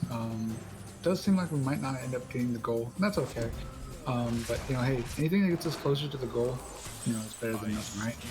Yeah. No, thank you so much, Spitfire, for donating. What is the record, the No Games Allowed, like, donation record? Currently, our donation PB is $888. Ooh, okay. Guys, we got this game and one more game to get to $888. Empty your own pockets. We got about 3 games, actually. Oh, cool. 3 games. Even better. Let's do it. $888. Let's get at least $889. Yeah, that would be awesome if we got that, but no, we don't. That's okay. I appreciate your modest donation goal. Yeah. All right. Cool. I mean, I have been talking about. I would like to see a donation TV one of these times, but you know, we'll make if it it happens, it happens. If it doesn't, it's whatever. Yeah, we'll make it happen. Maybe not today, but eventually. One of these marathons. Shoutouts to everyone behind the No Glitches Allowed, that whole series of marathons for putting this on. So far it's been super professional, and I wish you guys all the best in your future endeavors with this, because you guys are doing good things. Well, we'll go ahead and get back to the run. Yeah. Alright, so Snowmen. We're doing more Blizzard Brawler sequences, and this one coming up here. Get out of my way, Snowman. This one has 2. So we're going to try to shoot this first shot so that it hits both. Barely missed. You can, if you just clip the bottom of these guys, you can actually do damage to one, and the snowball will continue. So that one was actually pretty good. That actually happened in the previous. That happened in the previous shooting section. Oh, like you clipped the bottom and the snowball kept going. Unfortunately, there was no second target, but yeah, that's what we would have liked to happen. Yes. All right. So this one here, you need to melt all 3, and I don't know the best way to do this. Always like, no matter how I do it, it feels bad. That's probably one of the settings. So that little roly guy is always going to bonk that corner, and when he's up on his legs, he takes much less damage. So we want to kill him as soon as possible, and then these guys just catch them as they climb up before they start spinning. Alright, we are moving into our final Blizzard Baller section. After I do this properly, we're going to do this, then we do this, then I do this. I'm focusing on this because I normally do it wrong, because I'm trying to like explain Blizzard Ballers and then push the blocks incorrectly and then look like a doofus. Okay, we did it, guys. We did the puzzle. Right. Final Blizzard Baller section. 3 at once. The guy at the back, you need pretty much a full wind-up in order to hit him. So what we're going to try to do is give some full wind-ups until he gets near the top, because when he's at the top, we actually can't hit him at all. So we're going to try to kill this guy, middle guy here. Come on. And then do a couple full wind-ups. As these guys take damage, they start moving faster, and that makes it exponentially harder to hit them. And you end up having to go more based on luck than anything.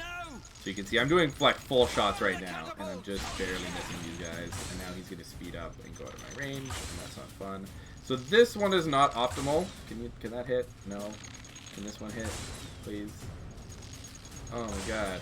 So you can see here we can lose a lot of time. There we go. A lot of time by just not connecting, and there's no real good way to aim that unless you have like I don't know. You just need to really grasp the catapult controls and the trajectories and the speed. There's just a lot of stuff to visualize in your head, and I feel like even if you're naturally someone who's good at kind of envisioning physics and trajectories, it's just a couple more weird. Yeah, enough weird things stacked on top of each other that it's difficult to do on the fly. Man, all that took way too long to say out loud. So, thanks for listening to that. I appreciate you listening to me fumble through words. Commentary, go! That statue is of Whirlwind, a Skylander introduced in the first game, and I don't believe there are any other Skylander-specific anything in the series, because they generally don't want to show preference towards one specific Skylander over others, except for the fact that the first game is called Spyro's Adventure, and that shows a little bit of preference towards Spyro.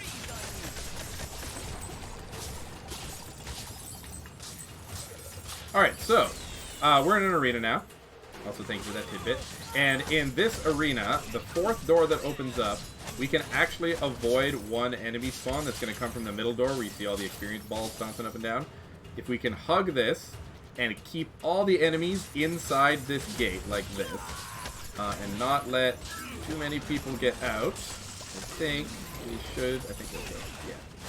Alright, cool. So, normally there's an ice golem that comes out of that middle door during this fight, and doing it properly, like I just did there, stops him from coming out for some reason. I think it might be like when the first ice golem comes out, the second one will walk out, and since he never crosses that threshold, the other guy doesn't come out. Whatever reason, we get to not fight one ice golem. Good job, us. So it turns out my tidbit was actually wrong, and there are others. There are Skylander specific things, and I just don't know things. Cool. Well, in this game, Whirlwind is here, and that's all you guys need to know. Alright, so we are moving on to the Frostfest Mountains, and we're going to see another new Skylander. Then I turned her undead, burned her castle to the ground, and froze her village into a vast eternal glacier. Oh, you're so bad. Look, we're wasting time. Now that we know where the Ancient is, we need to go after it with everything we've got. Oh, attack, attack, attack. Chaos, you're so predictable. I suppose you have a better idea. Of course I... Shoutouts to this game with its cutscenes. I think this game has one of the best selection of cutscenes. They're just really, really well done and really well animated and voiced. Alright, so here we have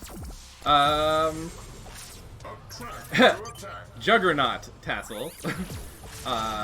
Magna Charge is his normal name, and he is the other character you can use in a speedrun of this game. You could just use what I'm using right now, Magna on top and Shift on the bottom, and you'll be able to do this no problem. So he is also a favorite among most, I'm gonna say children, but most players, because he has a machine gun, and it's really fun to use because he's got super long range, lots of burst damage. He can pick people up.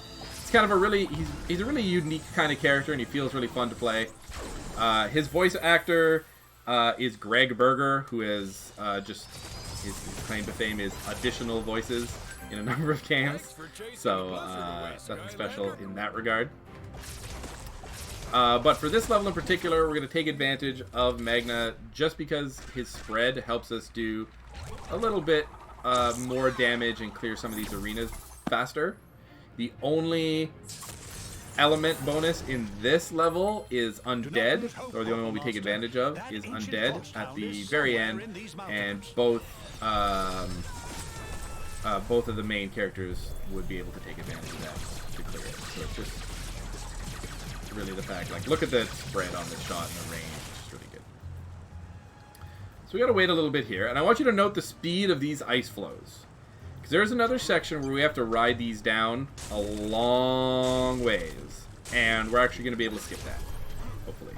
So, keep your eyes open for that. What happens if you fall off? You go into the water and you void back to the beach. This is an Evilized Chili Dog. You'll notice above Juggernaut's head here, we have a little yellow bar that is filling up. That's his overheat meter. Normally what'll happen is, if he's not leveled up, is it'll stop you from like attacking for a little bit, but when he's leveled up, it'll actually shoot out like a big blast. And it's kind of useful. It's not like super handy in any way. We just want to make sure that we're using that big AoE blast on something that is worth shooting with it, and not like a chompy. Because it does kind of stop our shooting for a while, so we want to make sure we're getting full value out of those extra shots. Those explodey guys that I went by, the little, they look like little clown statues that have a red target under them when I go near. They're like suicide bomb things, and they actually will just straight up block my teleport. So I need to go around them. Otherwise, they'll just straight up say, like, no, stay here with me. Okay, so we're... upcoming here, you want to go? Yeah, I'll explain this. So upcoming here, we're going to have a Spark Lock, and then after the Spark Lock, we're going to have that major skip I talked to you about with the ice flows. So let me just make sure I get this. I don't know if my connection is bad, but I did not hear a word you just said. Same. Oh. So... Coming up, we have the ice floats skip. So take a look on screen, and hopefully I can execute this properly. If my voice is still bad, we'll let the commentary guys take over. But what we're going to do here is jump on this ice float and dash forward and hopefully get placed across the river rather than down, or back at the first beach. And then we're just going to keep jumping to these little side beach platforms, and hopefully... Oh, come on. Come on.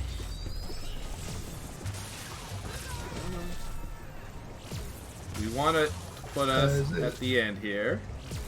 Go ahead. It's a good time for one more donation here. Okay, sorry. There seems to be quite a few donations coming through during yours. Yeah, that's great. $9. Yeah, we got $9 from this Slow the Demon guy. I don't know who he is. Okay. It says, thanks everyone for checking out the marathon. Thanks for all the runners for putting on a great show. Thank you for donating. Thank you so much. Thank you so much for the $9 again. So that puts us like about, if I could do math correctly, $42 from 400. Beautiful. So we're keep donating, guys. All right, but we'll go ahead and get back. Then we were at the start of the run. Yeah. Indeed. So that ice float skip, you see I struggled a little bit at the end there, but that's, we got there way before the ice floats got there. And that's the important part. So that saves, like, minutes. And it's very, very important. You can mess that up if you screw up the very first one, because how that skip works is when you come in, the left beach is not quite loaded in, so like the left-hand platform, I guess, is not loaded in. So when you jump off from the first platform out into the abyss, instead of putting you to the next closest one, it will put you further down, and then from there you can just kind of daisy chain as you go.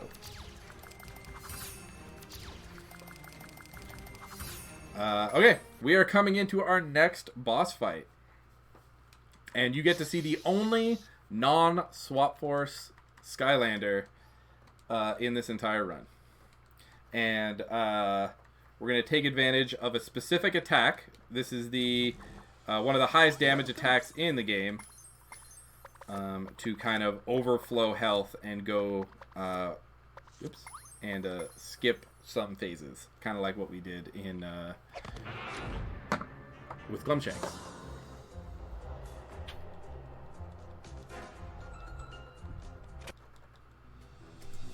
Okay, so this is Mesmeralda. She has a show. She is voiced by Gray Griffin, who's the voice of Vicky from Fairly Odd Parents, and Daphne from Scooby-Doo.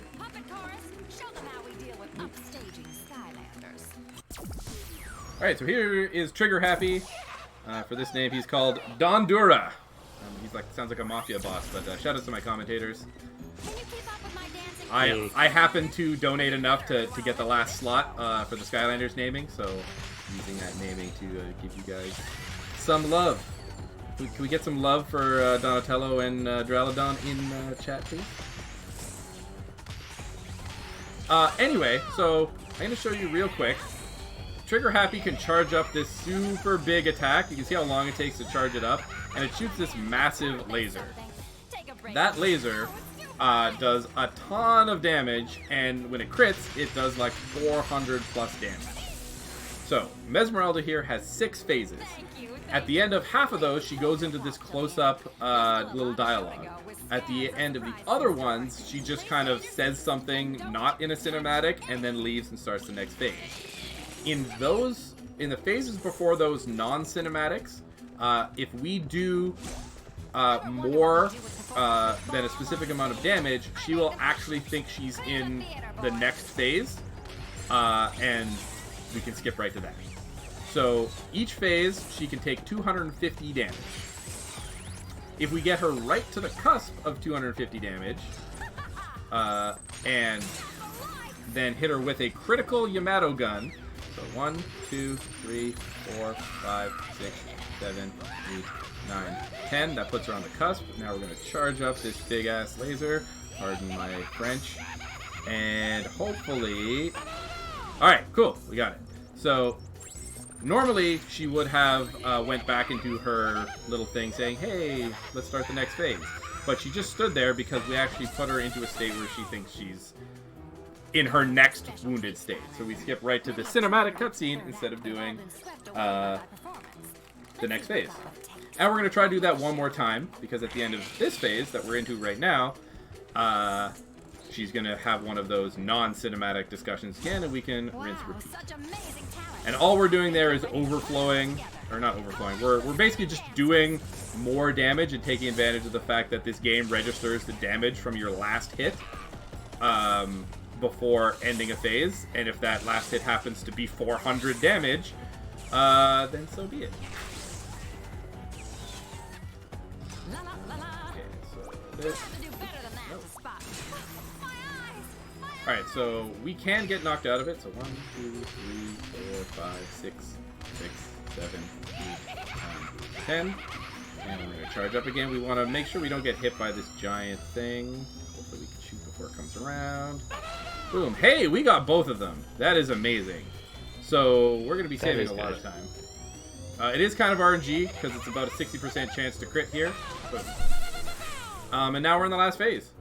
So we skipped 2 whole phases of stuff moving around and us dodging. I do not have this in my world record, so this should save us a bunch of time. Go us! Thanks chat. Thanks Donnie and Dura for being here and giving me your names for the luck. No problem. Anytime. And this last phase is actually quite short, and the one we skipped is very long. So it's very beneficial to us. As you might notice by all the stuff flying around screen, getting 3 stars here, not taking any damage, is quite difficult. Especially just getting the final hit here is very tricky. Alright, and that's Mesmerelda. Yeah, we are blessed by her in Jesus. She does actually have a whole musical number before her boss fight that we did skip. And in future levels, we'll have some RNG incentive. There we go. That was a nice juicy gold by 30 seconds. And with that, guys, we're on world record pace. Soft clap. Loud clap. Also, I believe it, in what is technically the current record, the Evil Eyes Glumshanks took 3 phases, and in this run it did not.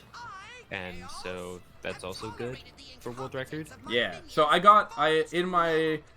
have done a full suite of ILs, but I haven't yet updated the world record to the point where it has like fully optimized runs. And in my last practice run, I got world record with a mess up on Glumshanks where I had to do the full 3-phase fight, losing a lot of time.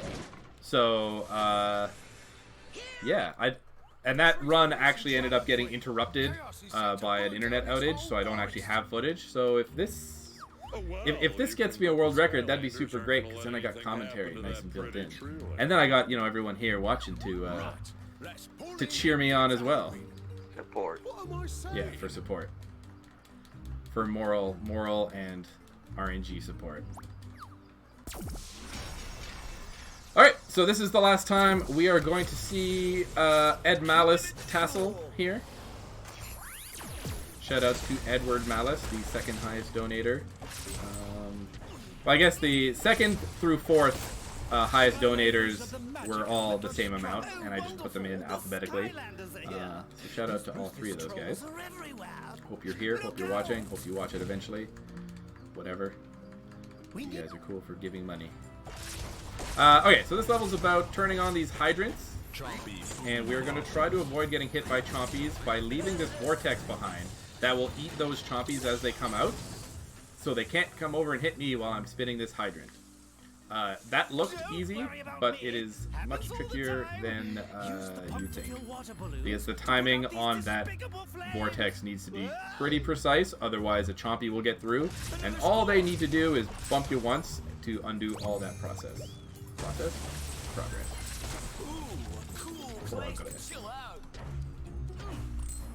So in previous levels, the dynamite has a set amount of time that ticks down in seconds before it explodes, and you have to go back and get more dynamite. The water balloons also have time before they go off, which is interesting because water balloons should not be comparable to dynamite. But what, your water balloons don't have a fuse? No, my water balloons last as long as I need them to. I need to find your water balloons. Justin Nolan. So coming up here, here's an undead spellpunk. He's gonna make some zombies, and we're just gonna go right by him and hit this hydrant, because the zombies are the only ones that attack. And so even though the spellpunk is right behind us, he only sits there summoning undead guys. So we don't have to worry about him interrupting our hydrant spinning endeavor. You'll see a lot of these close calls, and in fact the final part of this level has a very, very precise hydrant spin that is like... No! Why? Okay. So that ledge on top of the door can, whatever reason, block your water balloons. And so when you try to shoot it, it's just like, nah, I'm gonna hit this ledge. And then you have to go back and get it. So that's what I was saying about being careful when you're shooting water balloons. I said that a long time ago, so I'm gonna say it now. Be careful when you're shooting water balloons. Missile Mauler. Here's another section where we want to turn these while there are enemies around. We gotta spinach. We gotta spinach this before the enemies get to us. A lot of these rocket launcher guys, they shoot a rocket which will turn once mid-shot. And that can be bad, because it will home in onto us and stop us from being able to spin our hydrant. In fact, the very final encounter with the hydrant, we have to direct two enemies with kind of homing attacks away from us and kind of bait them away and then spin the hydrant. And we can't even fight them, because if we fight them, chompies start appearing and they're unending, and there's nothing we can do about that. And we have to do a whole arena fight. So we're on a ship now. Is full of those. Yeah. So we've got our water here, and we're putting out these fires. And the fire... the water that we're shooting is affected by the element bonus. So it is actually doing damage to the fires. And in the last section of this, we're going to have the water bonus. And that is going to let us put out fires and kill some enemies a lot faster than what you're seeing here. So this one here... Shoutouts to Chizo 5, the SM64 runner. For what? That's the last of it for now. The boat was called Trinidad. You're a true firefighter at heart. Okay. Shoutouts to Chizo 5. Yep. You must hurry, Quartermaster. The ancient So in this game, leveling up Skylanders only increases their HP. It doesn't do anything else. So the only thing you need the Skylanders to actually do is be upgraded. Yes. Alright, so we're going to use one attack that you have not seen in the entire run. It is used for precisely one encounter here to kill one enemy. So wait for it. We're going to kill some owls first. Also, what's the opposite of a shoutout? Whatever that is, do that to these owls. Okay, so, oops. So that little chakram that's hitting that guy on the top, that's the only time you use it. It's his charge-up attack. And for whatever reason, his other attacks won't kind of auto-home in up there, but that chakram... So, yeah. You also can't attack while you jump in this game. You could in Trap Team and all the other games, though, which is nice. All the games after Trap Team. Including Trap Team. Yeah, including I think there's one Skylander that can do one of her attacks while jumping, but I don't remember who it is, and Some of them have, yeah, like ground pound attacks that they can do. Skylanders of the earth element are stronger in this zone.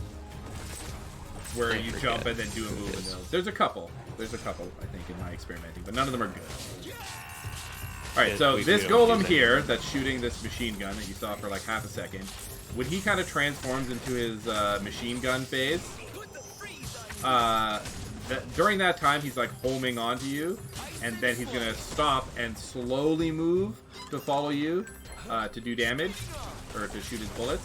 So he is the other person that we're going to have to dodge in our final hydrant run in order to spin a hydrant and not take damage. So it's going to be one of those machine gun golems plus one guy with the rocket launchers, and we're going to have to dodge the rocket, dodge the machine gun golem, and spin a hydrant all before they get time to stand back up or attack us or do anything else.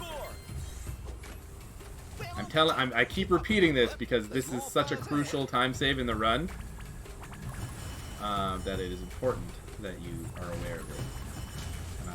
And I'm hoping to acquire the what's it called? The required amount of claps if we pull it off.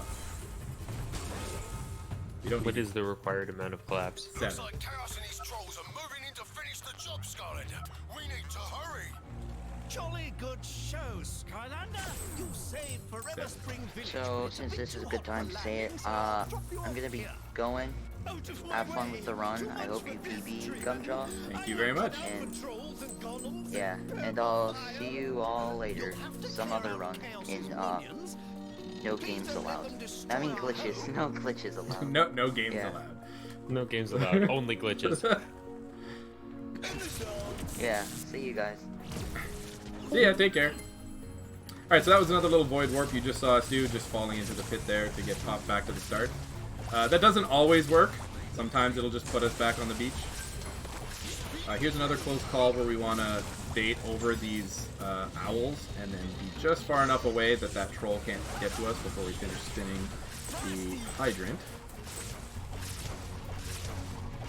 And we are making our way up this section where we have these balloons that shoot fire, and for whatever reason they like freeze you completely in place if they hit you. Here's another hydrant that we want to barely get through. So that owl, his little big fiery wing attack thing, the whole wing has a hitbox, so he will bonk on the fire hydrant if we're behind it. Yeah, so we want to take advantage of that to make sure he can't hit us. If we were in front, he would have totally hit us. That's bad. Here we can zoom across this area, but that rocket will hit us while we're teleporting. Even if we're in our, like, incorporeal state. So we have to dodge the rocket. Or you could just go for it and hope you're in the frames. Okay, wait. Here's that hard thing I was talking about. So we're going to bait this guy. We're going to come over here, and we're going to fail. This is going to fail. Oh, no. Oh my god, we got it. Oh my god. Okay, that was the most, like, sketchy...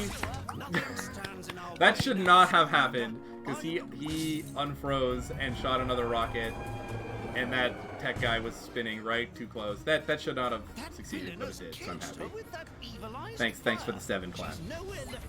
Alright, so we're in the final section of this, and that was probably one of the hardest things of this run, getting that. Putting out these fires is going to be really easy because now we have our elemental bonus. So all we need is one blip of water in order to put out a fire, as opposed to a couple hits from before. Chaos is here in his little flappy wing ship.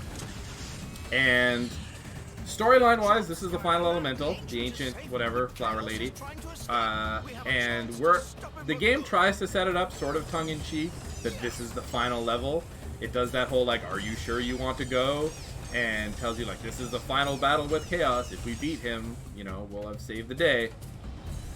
And they even go so far as to giving you this kind of final turret battle against Chaos. You'll see in a second here, he's got, like, a health bar and everything. And... Health bar doesn't actually mean anything, though. Yes, this health bar means nothing. What we need to do to kill him is to put out all of these... little fires on the back of his ship, and we need to do that twice. If we miss it the second time he shows up, because he leaves a little faster that time, we have to wait for one more wave of these ships before he comes back.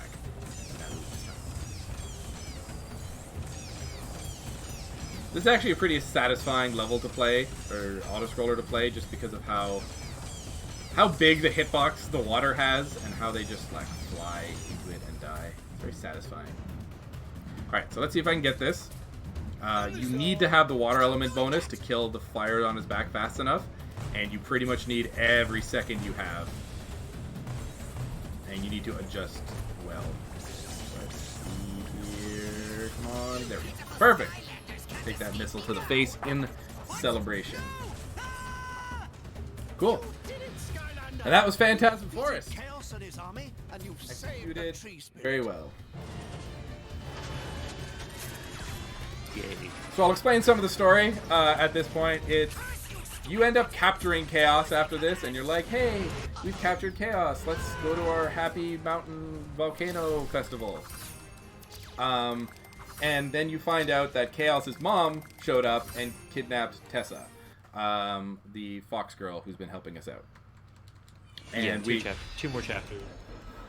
Well, I think there's one level and 2 bosses left. So yeah, we're going to go rescue Tessa, and we're going to fight Chaos's mom, and then we're going to fight Chaos.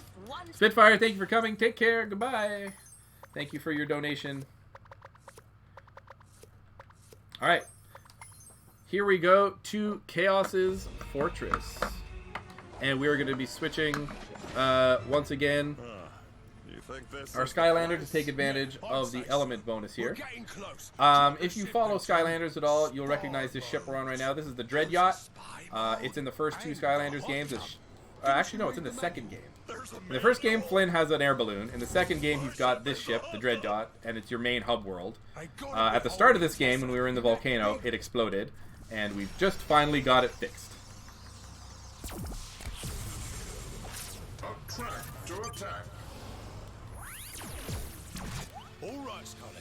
Okay, so we're back here playing as, I forget what his nickname is right now. Oh, Juggernaut Tassel. Juggernaut Tassel. Alright. This is Softpaw. He's going to sneak us in. This is a sheep-based level. If you like sheep, this is like your level. His fortress is protected by sheep shooters, which is a complex series of machinery that puts sheep into missiles and shoots them at enemy ships. But it's not even like they're like grinding up the sheep into ammo. They're literally just putting like a shell casing and a little pointy hat on the sheep and then firing them out of a gun. So we need to infiltrate this system via dressing up occasionally like a sheep and take out all 3 of the sheep shooters. There's a lot of new enemies here that are going to take up time, but we just want to kind of go through this as efficiently as possible. In Nightmare mode, which is the hardest mode in this game, all this green goo does a lot of damage, so you can't move through it as liberally as I'm moving now. We're on easy, so we're just going to go from point A to point B in the straightest line possible. And here's a unique enemy. Most enemies have some sort of like relation to another enemy or something. Either they're like a shielder guy, or they've got some sort of spinny attack, or they're just kind of related in some way to some other enemy. That thing that we just fought is just its own thing. It teleports, it shoots balls, it exists. Shout out to that thing.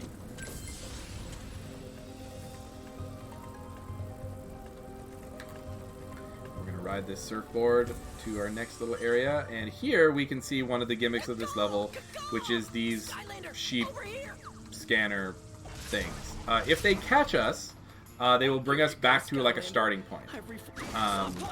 But through the power of this awesome sheep disguise, we are able to move through them undetected. Sheep confirmed.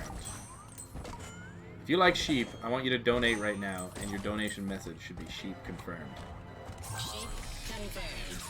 I want to see, can we get a sheep confirmed donation train? I would love that. I'd like to see that too.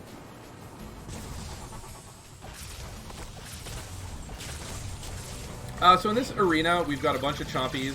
The gimmick chompy for this level is the chompy paste pedal, which is basically one chompy that will split in half after you hit it.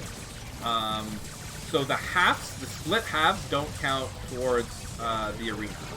Literally just the completed, the original chompy. So you just need to shoot them once, and then once they split in half, they don't count as an enemy anymore.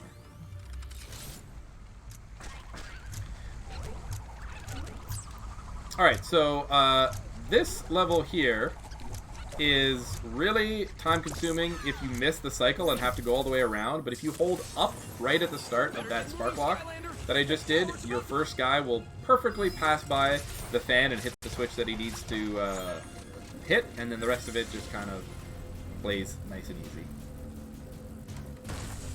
Boom! That is our first sheep shooter destroyed.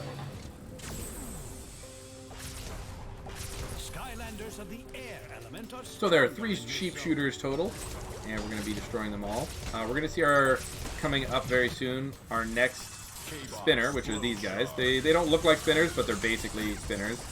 They're going to do kind of a vertical spin, and we just want to make sure we're attacking them before they do that spin.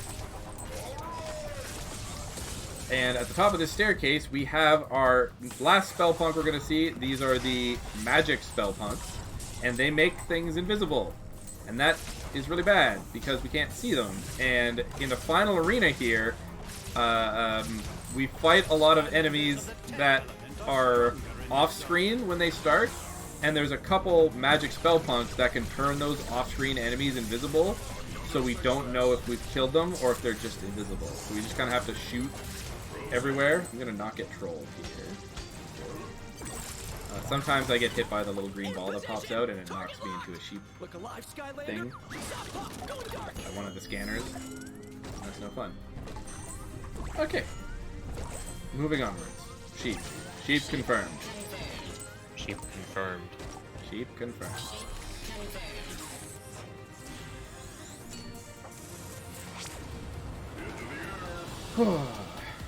Thanks again for everyone who's hanging out for this entire run. I know it's a long stretch, but I hope we made it entertaining for everyone. Giving you lots of facts, lots of Skylanders tidbits, keeping you up to date with the thrilling story. So right now, for the rest of the level, we are going to have the tech element bonus, which is going to let us just wreck everything that we encounter. So this level looks like it should be a complicated series of trying to hit all sorts of different fans, but you can just turn on this one fan and just catch that guy as he comes by, and that's the whole spark lock. Nothing to it. If you miss that, though, it is a lot of work to... Actually, it's not. Just go back the other direction. Never mind. You know what I said. That log is easy. If you know what to do. What's our pace looking like? Good. I'll take a look when we're not in the Alright, so this section here has a bunch of spinners. We're going to try to go away from them, so they need to move towards us. And in theory, we would have had time to kill them before they start winding up, but that's okay. Got through it anyway. So here's another section of these sheep scanners that we want to try to avoid. It's the only one that has a little bit of movement tech that you need to do. And by movement tech, I mean like diagonals and not just walking straight to it. This is our final sheep confirmed. So, thank you. Thank you all. Last chance to confirm that you are sheep. Alright, and we're getting shot right into an arena, and we are the same element, which is great. And Juggernaut here has a move where he lifts an enemy into the air. And I got hit by a ball, so I didn't get to use that properly. But basically I can lift one of the spinners up into the air and then shoot the other one, and that'll stop us from having to deal with him spinning. And here's an example. There's an invisible guy right there. You saw him just appear. So it's very important for us that we are able to destroy him and not forget that he exists. And all those chompies can also be made invisible if we forget about them. So, yeah, you can see how that can get bad. this is the last spark lock. It is pretty trivial. Come over here, come across here, and that is the final spark lock. Say goodbye to those two little guys. They're cute. I wouldn't mind having like little toy action figures of those guys. They'd be like cool paperweights and squares, maybe like a pencil holder. And that's the final sheep shooter, which means that is the end of the final actual level in the game. 2 bosses to go, boys and girls.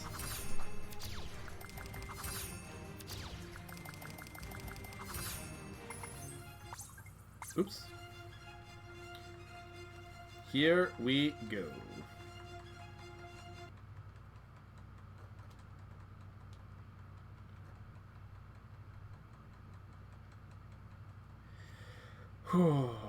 Okay, so this next fight, there's not a lot that we can mess up, but the final fight, there is lots we can kind of mess up.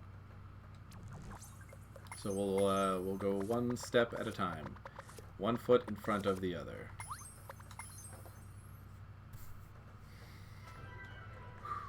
Okay, so this is Chaos's mom. I've been expecting you. She's got it going on. Oh, don't worry about your friend. My pet will keep her entertained.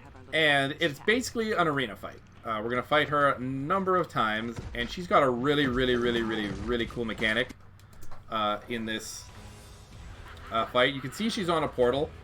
If you've played the Skylanders series, you will know that that is what the portal looks like, the actual physical portal you have in the game, of which you put your Skylander toys on in order to put them in the game. That's relevant because of something that she is going to do. And the first time you play this game, what she does will throw you off. And I'll show you in a second. Don't get hit. You can easily get knocked around quite a bit in this level here. Okay, cool. So let's watch this. You think you've won?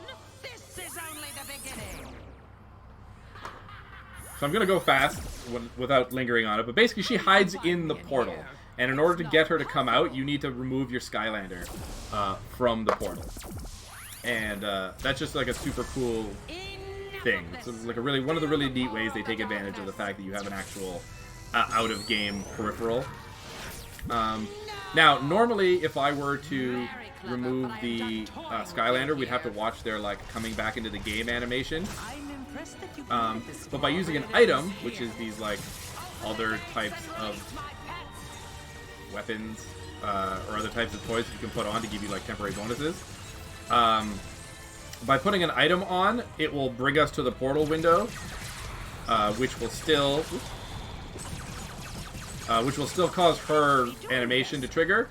But when we remove the item, we don't have to watch our character coming back anymore. Take damage and die. Okay. Ooh, kill him. This guy should be dead. So watch again here. She's going to go away. We're going to put the item on and immediately remove it. So she'll talk to us. And then as soon as it's done, we snap right back into the game rather than having to watch our character come back up. This is also our last time we see Juggernaut here.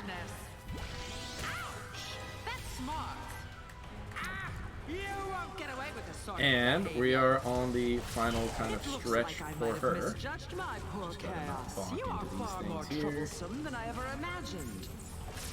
Alright, so this final room is kind of similar to, I want to say, the Evil Eyes Whiskers fight and stuff we did in Motleyville. We're going to fight some enemies, and then they're going to throw bombs at us, and we're going to have to throw a bomb at Bubba Greaves up there. You do not have to kill these enemies. He will throw a bomb regardless once he's done throwing enemies, but they can interrupt your attacking pattern.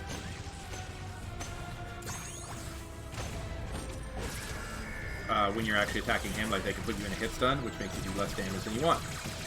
Once again, his health bar here is kind of a suggestion. You saw he just kind of teleported back on top instead of completing his jump animation. That's because we did more damage than he was supposed to have at that point. So instead of letting us keep shooting it, he just decided. These guys he's shooting right now are all spinners, so if we didn't have Juggernaut here, we would be really, really running to try to kill them all, because they can really, really, really stop us from doing damage in this phase, because they'd just all be spinning around and knocking us. To add on to the whole health bar suggestion thing, the first time the bomb was thrown, it did a lot more damage, at least according to the health bar, than the second time. Yeah, the last time we shot the dynamite or the TNT at him, it only did 1 damage, but the first time it did a lot. Here it should kill him outright. Oops. Yeah, so there it did like 200 and some damage. We don't even have to fight him on the ground, or apparently we do. Sorry, we need to shoot him once. If we get enough crits, usually that'll just kill him on top and he won't even fall down. So here's our final segment. She's going to go away and hide. We're going to follow her. Yell at us. Impossible! You can't do this to me! Now, we're not going to have any more of those green gems to defend ourselves against her laser, so we're just going to, like, take the laser in the face. And if you look directly above us, there's a mirror. And Tessa is hanging out. She's going to get the glorious idea, cut down the mirror, but the way it places us out of the way, but her laser is still exactly where we need it to be. So it frame perfect will hit the mirror and end the boss fight. And that is Chaos's plan, who doesn't get named until the cartoon comes out. Wow, the Skylanders sure fixed Shout out to the her. unstrung bow. Kablam! Yeah, she's not getting out of there anytime soon. Chaos? Chaos? Help, Mother, would you, dear? Hey, yeah, where is the little twerp anyway? Whew. Alright, last level. So. Okay. Let me just get new character sorted. So we're going to be switching up one more time. Alright, so, story so far. We have saved all the elementals, and Chaos is upset. He escapes while we're rescuing Tessa, and brings a whole bunch of petrified darkness into the volcano, and his plan is to just cause a giant reaction and blow it up himself. That fails, and he turns into super evil Chaos, a big giant monster. This is actually a super, super unique fight compared to all the other Chaos fights in different Skylanders games. You basically do a whole bunch of phases of giant fighting.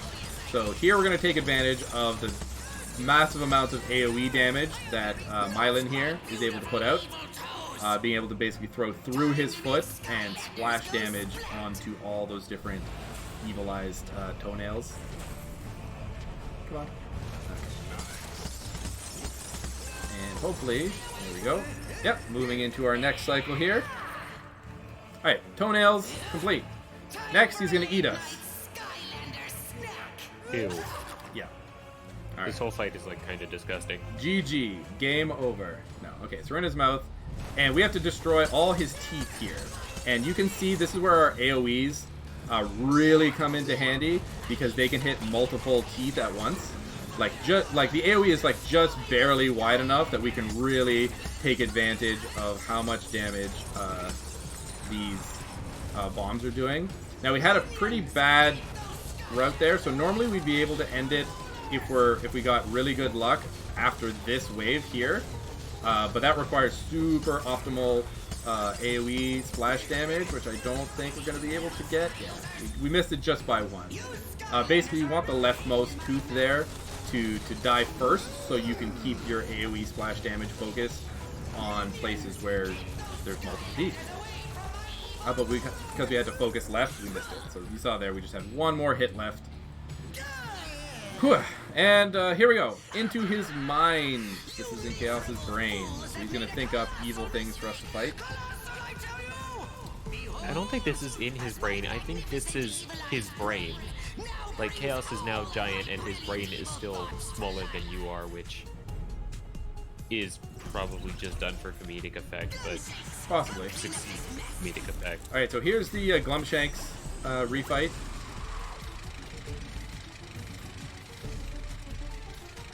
We just gotta make sure we don't get hit.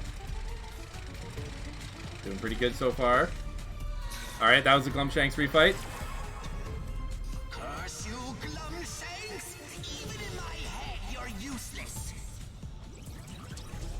Alright, so in this section here, in the background, while Chaos is dreaming up things that are going to kill us, we need to make sure we want to kill everything before he finishes talking. Because if we do that, the previous sound bite that he's saying will override the next sound bite where he's telling us about the next evil thing he's going to do. So this is really relevant for this fight right here, leading up to the crystals. So the fact that, okay, we want to kill that spinner, that's good. Kill this spinner. Kill this spinner, there we go. Okay, kill these guys. So he's going to start talking about, like, trains or a motorboat or something. I forget what he says exactly. But we want to kill these crystals before he finishes talking about them. This ship, this airship, that's what he's talking about. And if we do it right, let's see. Thought bubble? No. Okay. Listen.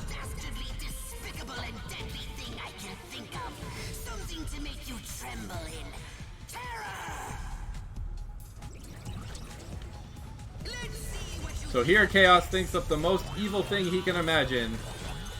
Sheep. With his head on them. They do no damage. They die immediately. We just need to bonk them all. And, yeah. Alright, so now you'll notice his health bar is actually completely depleted already. That's because we're doing so much damage with this character combination that it's just more damage than the health bar can track. And we are now at the in the final run. So no more damage needs to be done. There just happens to be this giant cannon sitting conveniently close. And we're going to go run to it and shoot him in the face. I'm going to use an item here. I haven't tested to see if it's faster, but I feel like it's been giving me an edge specifically because it seems like I get some bonus speed from this. And it looks like he has a... Oh, no, it doesn't. That's a bad fall. Okay, this is very bad. Oh no. Alright, so let's just keep moving. Basically, you don't want to get hit by lasers, and you want to be able to teleport like that through the lasers because they take a lot of knockback if you get hit. Unfortunately, not only did I fall into the pit, but I got hit by a laser. So let's see if we can dodge this last one. Ugh, please. Okay, well, we're going to lose some time on the home stretch, but that's fine. It's not really a whole lot. Time is going to happen when the credits, when the level end pops up. So he's going to fall down, and then the like end score screen is going to pop up.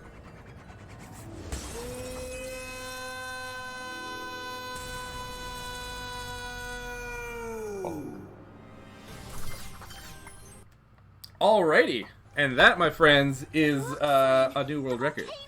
The Skylanders did it! Yeah. They did. I mean, boom. Of course they did. Boom. So while this is winding down, I wanna let the cutscenes play out and get to the ultimate boom. So all our Skylanders fans at home, and anyone who knows the series, can end ultimate boom along with us. Because every true Skylanders run needs to end with an ultimate boom. But in the meantime, thank you everyone for coming out and watching this run. I hope it was enjoyable and entertaining. Thank you to Donatello, and thank you to Duraludon for sticking around for this run. Your commentary was great. Thank you for helping fill in the gaps when I stumbled. Thank you for having us. Thank you to No Glitches Allowed 5 for putting on this marathon and for letting me do this long run. And I hope with you guys. So thank you very much, and shout out to Tall Chaos.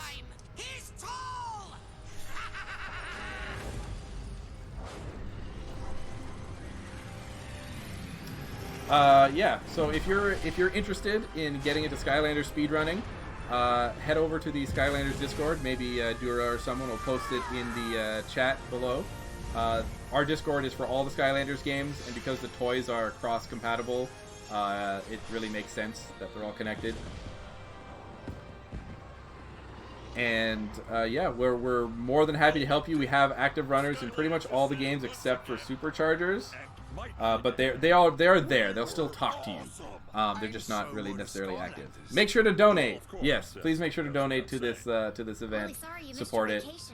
You can still send in your sheep confirmed donations now. It is not too late. So let's watch this end cutscene, and I want you at home to do the boom, the ultimate boom with me. I know you can't see me, but in spirit, just boom. If you don't know what it is, it's like a dab / Usain Bolt thunderclap. Just kind of, you'll see it. Just do it with me. Here it comes. This is definitely the most awesome adventure ever. Oh yeah, make some room. Here it comes. Ultimate boom. Oh yeah, feel that boom. Anyway, that's it. I'm Gumjaw. Check me out on Twitch and on YouTube. It's just Gumjaw, Gumjaw. Thank you for taking part. That's me. Goodbye, everybody. But this is not the end. Your adventure with your Skylanders and the Swap Force is only just beginning.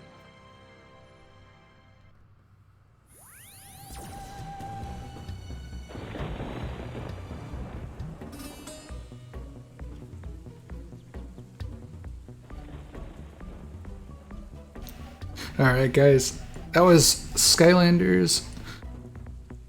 I hope you guys enjoyed. Up next we have Shovel Knight. Again, we're fairly close from at least 400. Also, GG on that new world record. It's always great to get a world record during a marathon. Hopefully we'll get those VODs out soon so they can be posted. But with that, we are going to be switching over restreamers here, so do not panic. I promise you, nothing crazy is going on here. Just gonna be switching restreamers real quick. So hope you guys enjoyed having me around. But we're gonna bring it on over to George here soon. But let's play the music and we'll get that right out for you.